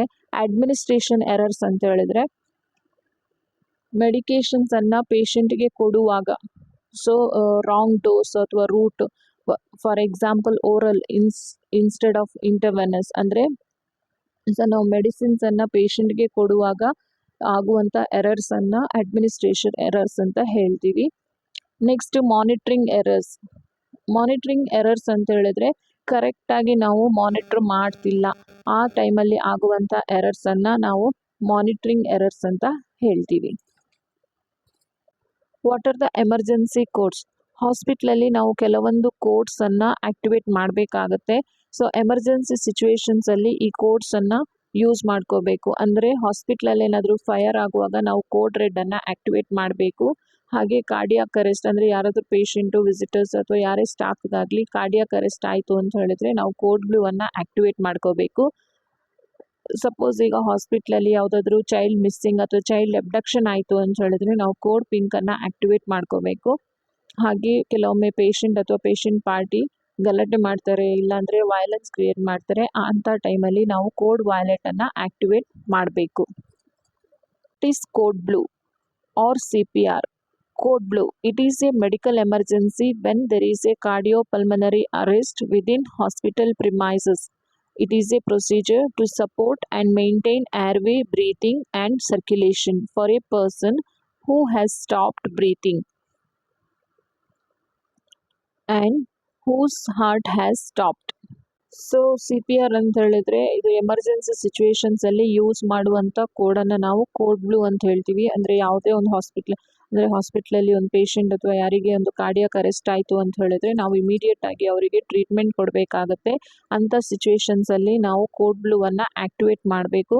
ಕೋಡ್ ಬ್ಲೂ ಟೀಮಲ್ಲಿ ಯಾರಿರ್ತಾರೋ ಅವ್ರು ಇಮಿಡಿಯೇಟಾಗಿ ಆ ಪ್ಲೇಸಿಗೆ ಬಂದು ಅವರು ಆ ಪೇಷಂಟನ್ನು ಸರ್ವೈವ್ ಮಾಡ್ತಾರೆ. ಸೊ ಇದನ್ನು ನಾವು ಕೋಡ್ ಬ್ಲೂ ಅಂತ ಹೇಳಿ. What is code red? A code red is a hospital emergency code that typically refers to a fire or a fire emergency. It is signals that there is a fire or smoke in the facility and activate a coordinated response to protect patient, staff and visitors. The exact procedure and actions taken during a code red can vary by hospital, but the overarching goal is to contain the fire, ensure safety and prevent injury or damage. Suppose ಈಗ ಹಾಸ್ಪಿಟ್ಲಲ್ಲಿ ಏನಾದರೂ fire ಆಯಿತು ಅಂತ ಹೇಳಿದ್ರೆ ನಾವು code ರೆಡ್ಡನ್ನು activate ಮಾಡ್ಕೋಬೇಕು. So code red activate ಆದ ತಕ್ಷಣ ನಮ್ಗೆ ಗೊತ್ತಾಗುತ್ತೆ ಹಾಸ್ಪಿಟ್ಲಲ್ಲಿ ಒಂದು ಫೈರ್ ಆಗಿದೆ ಅಂತ ಹೇಳಿ. ಸೊ ನಾವು ಅವಾಗ ಆ ಕೋಡ್ ರೆಡ್ ಟೀಮ್ ಅವರು ಯಾರಿದ್ದಾರೋ ಅವರು ಅಲರ್ಟ್ ಆಗ್ತಾರೆ, ಪೇಷಂಟನ್ನು, ಸ್ಟಾಫನ್ನು, ವಿಸಿಟರ್ಸನ್ನು ಸೇಫ್ ಮಾಡಲಿಕ್ಕೆ ಅವರು ನೋಡ್ತಾರೆ. Can you use lift in case of fire? ಅಂದರೆ ಫೈರ್ ಆಗ್ತಿರುವಾಗ ನೀವು ಲಿಫ್ಟನ್ನು ಯೂಸ್ ಮಾಡ್ಬೋದಾ? ನೋ, ಲಿಫ್ಟನ್ನು ಯೂಸ್ ಮಾಡಬಾರ್ದು. Next very important, expand RACE. Usually ಕೇಳುವಂಥ ಕ್ವಶನ್ಸ್ ಇದು. ರೇಸ್ ಅಂದರೆ ಏನು? ಆರ್ ಅಂತ ಹೇಳಿದ್ರೆ rescue patient, A alarm, C confine the fire, E extinguish fire or evacuate. So next PASS ಅಂದರೆ ಏನು? ಪಾಸ್ ಅಂತ ಹೇಳಿದ್ರೆ ಪಿ ಅಂದರೆ ಪುಲ್ ದ ಪಿನ್, ಎ ಅಂತ ಹೇಳಿದ್ರೆ aim the fire, S squeeze the handle to release the extinguishing agent, S sweep from side to side at the base of the fire. Next, code pink. A code pink is a hospital emergency code used to indicate an abduction of a child or infant. The term is used to alert hospital staff that a child or infant has been taken or is at risk of being taken, and it initiates an immediate response to locate and secure the child. The specific protocol for a code pink may vary by institutions, but the primary objective is always to ensure the safety and recovery of the abducted child. So ಈಗ ನಾವು ಹಾಸ್ಪಿಟ್ಲಲ್ಲಿ ಯಾವುದಾದ್ರೂ baby miss ಆಯಿತು, ಇಲ್ಲ ಬೇಬಿಯನ್ನು ಯಾರಾದರೂ ಕತ್ಕೊಂಡು ಹೋಗಿದ್ದಾರೆ ಅಂತ ಹೇಳಿದ್ರೆ ಆ ಟೈಮಲ್ಲಿ ನಾವು ಯೂಸ್ ಮಾಡುವಂಥ ಕೋಡ್ ಪಿಂಕ್. ಸೊ ಇಮಿಡಿಯೇಟ್ ಆಗಿ ನಾವು ಕೋಡ್ ಪಿಂಕನ್ನು ಆ್ಯಕ್ಟಿವೇಟ್ ಮಾಡ್ಕೋಬೇಕು. ಆ್ಯಕ್ಟಿವೇಟ್ ಆದ ತಕ್ಷಣ ಹಾಸ್ಪಿಟ್ಲಲ್ಲಿರುವಂಥ ಮೇನ್ ಡೋರ್ಸ್ ಎಲ್ಲ ಕ್ಲೋಸ್ ಮಾಡಬೇಕು. ಯಾಕಂತ ಹೇಳಿದ್ರೆ ಆ ಮಗುನ ಕತ್ಕೊಂಡು ಹೋದವರು ಇನ್ಸೈಡ್ ಇದ್ದರೆ ಅವರು ಔಟ್ಸೈಡ್ ಹೋಗಬಾರ್ದು ಅನ್ನೋ ಉದ್ದೇಶದಿಂದ ಮೇನ್ ಡೋರ್ಸನ್ನೆಲ್ಲ ಕ್ಲೋಸ್ ಮಾಡಬೇಕು. ಸೆಕ್ಯೂರಿಟಿ ಎಲ್ಲ ಕಡೆನೂ ಚೆಕ್ ಮಾಡಿ, CC ಕ್ಯಾಮರಾ ಎಲ್ಲ ಚೆಕ್ ಮಾಡಬೇಕು. ಹಾಗೆ ಬೇಬಿ ಏನಾದರೂ ಸಿಕ್ತು ಅಂತ ಹೇಳಿದ್ರೆ ಕೋಡ್ ಪಿಂಕನ್ನು ಡಿಆಕ್ಟಿವೇಟ್ ಮಾಡಬೇಕು. ಇಲ್ಲ ಅಂತ ಹೇಳಿದ್ರೆ ಪೊಲೀಸ್ ಕಂಪ್ಲೇಂಟ್ ಕೊಟ್ಟು ಕೋಡ್ ಪಿಂಕನ್ನು ಡಿಆಕ್ಟಿವೇಟ್ ಮಾಡಬೇಕು. ಗ್ರೀವಿಯನ್ಸ್ ಕಮಿಟಿ ಅಂದರೆ ಏನು? ಗ್ರೀವಿಯನ್ಸ್ ಕಮಿಟಿ ಅಂತ ಹೇಳಿದ್ರೆ ಒಂದು 4-5 ಜನ ಮೆಂಬರ್ಸ್ ಇರುವಂಥ ಒಂದು ಟೀಮ್. ಸೊ ಈ ಗ್ರೀವಿಯನ್ಸ್ ಕಮಿಟಿ ಯಾರಿಗೆ ಯೂಸ್ ಆಗುತ್ತೆ? ಈ ಗ್ರೀವಿಯನ್ಸ್ ಕಮಿಟಿಯನ್ನು ಹಾಸ್ಪಿಟ್ಲಲ್ಲಿರುವಂಥ ಸ್ಟಾಫಿಗೆ ಯೂಸ್ ಮಾಡ್ಕೋಬೋದು. ಹಾಗಾದರೆ ಗ್ರೀವಿಯನ್ಸ್ ಕಮಿಟಿ ಅಂದರೆ ಏನು? ಈ ಸ್ಟಾಫ್ ಮಿಡ್ಲಲ್ಲಿರುವಂಥ ಕ್ಲಾಶಸ್ಸು ಅಥವಾ ಸೀನಿಯರು ಜೂನಿಯರು ಅನ್ನೋ ಒಂದು ಪಾರ್ಶಿಯಲಿಟಿ ಅಥವಾ ಏನಾದರೂ ಪ್ರಾಬ್ಲಮ್ಸ್ ಇದ್ದರೆ ಅದನ್ನು ಸಾಲ್ವ್ ಮಾಡಲಿಕ್ಕಿರೋದೇ ಈ ಗ್ರೀವಿಯನ್ಸ್ ಕಮಿಟಿ. ಸೊ ಇದು ಹೇಗೆ ವರ್ಕ್ ಆಗುತ್ತೆ ಅಂತ ಹೇಳ್ತೀನಿ. ಸಪೋಸ್ ಯಾವುದಾದ್ರೂ ಸ್ಟಾಫಿಗೆ ಏನಾದರೂ ಪ್ರಾಬ್ಲಮ್ಸ್ ಇತ್ತು ಅಥವಾ ಗ್ರೀವಿಯನ್ಸ್ ಇತ್ತು ಅಂತ ಹೇಳಿದ್ರೆ ಅವರವರ ಇನ್ಚಾರ್ಜಸ್ಗೆ ಇನ್ಫಾರ್ಮ್ ಮಾಡಬೇಕು. ಇನ್ಚಾರ್ಜಸ್ಸು ಅವರನ್ನು ಮತ್ತು ಅವ್ರು ಯಾರ ಮೇಲೆ ಗ್ರೀವಿಯನ್ಸ್ ಕೊಟ್ಟಿದ್ದಾರೋ ಅವರನ್ನು ಕರೆದು ಡಿಸ್ಕಸ್ ಮಾಡ್ತಾರೆ, ಒಂದು ಸೊಲ್ಯೂಷನ್ಸ್ ಅಂತ ಹೇಳ್ತಾರೆ. ಆ ಸೊಲ್ಯೂಷನ್ಸು ನಿಮಗೆ ಸ್ಯಾಟಿಸ್ಫ್ಯಾಕ್ಷನ್ ಆಗಲಿಲ್ಲ ಅಂತ ಹೇಳಿದರೆ ನೀವು ನೆಕ್ಸ್ಟ್ ಲೆವೆಲಿಗೆ ಹೋಗಬೇಕು. ಇಲ್ಲ ಅವ್ರು ಏನು ಸೊಲ್ಯೂಷನ್ ಹೇಳಿರ್ತಾರೋ, ಏನು ಪ್ರಾಬ್ಲಮನ್ನು ಸಾಲ್ವ್ ಮಾಡಿದರೆ ಅದಲ್ಲಿಗೆ ಕ್ಲೋಸ್ ಆಗುತ್ತೆ. ಸೊ ನೀವು ಸಪೋಸ್ ಸ್ಯಾಟಿಸ್ಫೈಡ್ ಆಗಿಲ್ಲ ಅಂತ ಹೇಳಿದ್ರೆ ನೀವು ನೆಕ್ಸ್ಟ್ ಲೆವೆಲಿಗೆ ಹೋಗ್ಬೋದು. ಅದೇ ನೀವು ನೆಕ್ಸ್ಟ್ ಲೆವೆಲ್ ಅಂದರೆ ಗ್ರೀವಿಯನ್ಸ್ ಕಮಿಟಿಗೆ ಇನ್ಫಾರ್ಮ್ ಮಾಡ್ಬೋದು. ಗ್ರೀವಿಯನ್ಸ್ ಕಮಿಟಿಯಲ್ಲಿರುವ ಮೆಂಬರ್ಸು ಮತ್ತು ನೀವು ಯಾರು ಕಂಪ್ಲೇಂಟ್ ಕೊಟ್ಟಿದ್ದೀರೋ ಅವರು ಮತ್ತು ಯಾರ ಮೇಲೆ ಕಂಪ್ಲೇಂಟ್ ಕೊಟ್ಟಿದ್ದೀರೋ ಅವರನ್ನು ಕಮಿಟಿ ಮೀಟಿಂಗ್ಗೆ ಕರೀತಾರೆ. ಮೀಟಿಂಗಲ್ಲಿ ಅಗೇನ್ ಡಿಸ್ಕಸ್ ಮಾಡ್ತಾರೆ ಏನು ಪ್ರಾಬ್ಲಮ್ ಆಗಿದೆ ಅಂತ ಹೇಳಿ.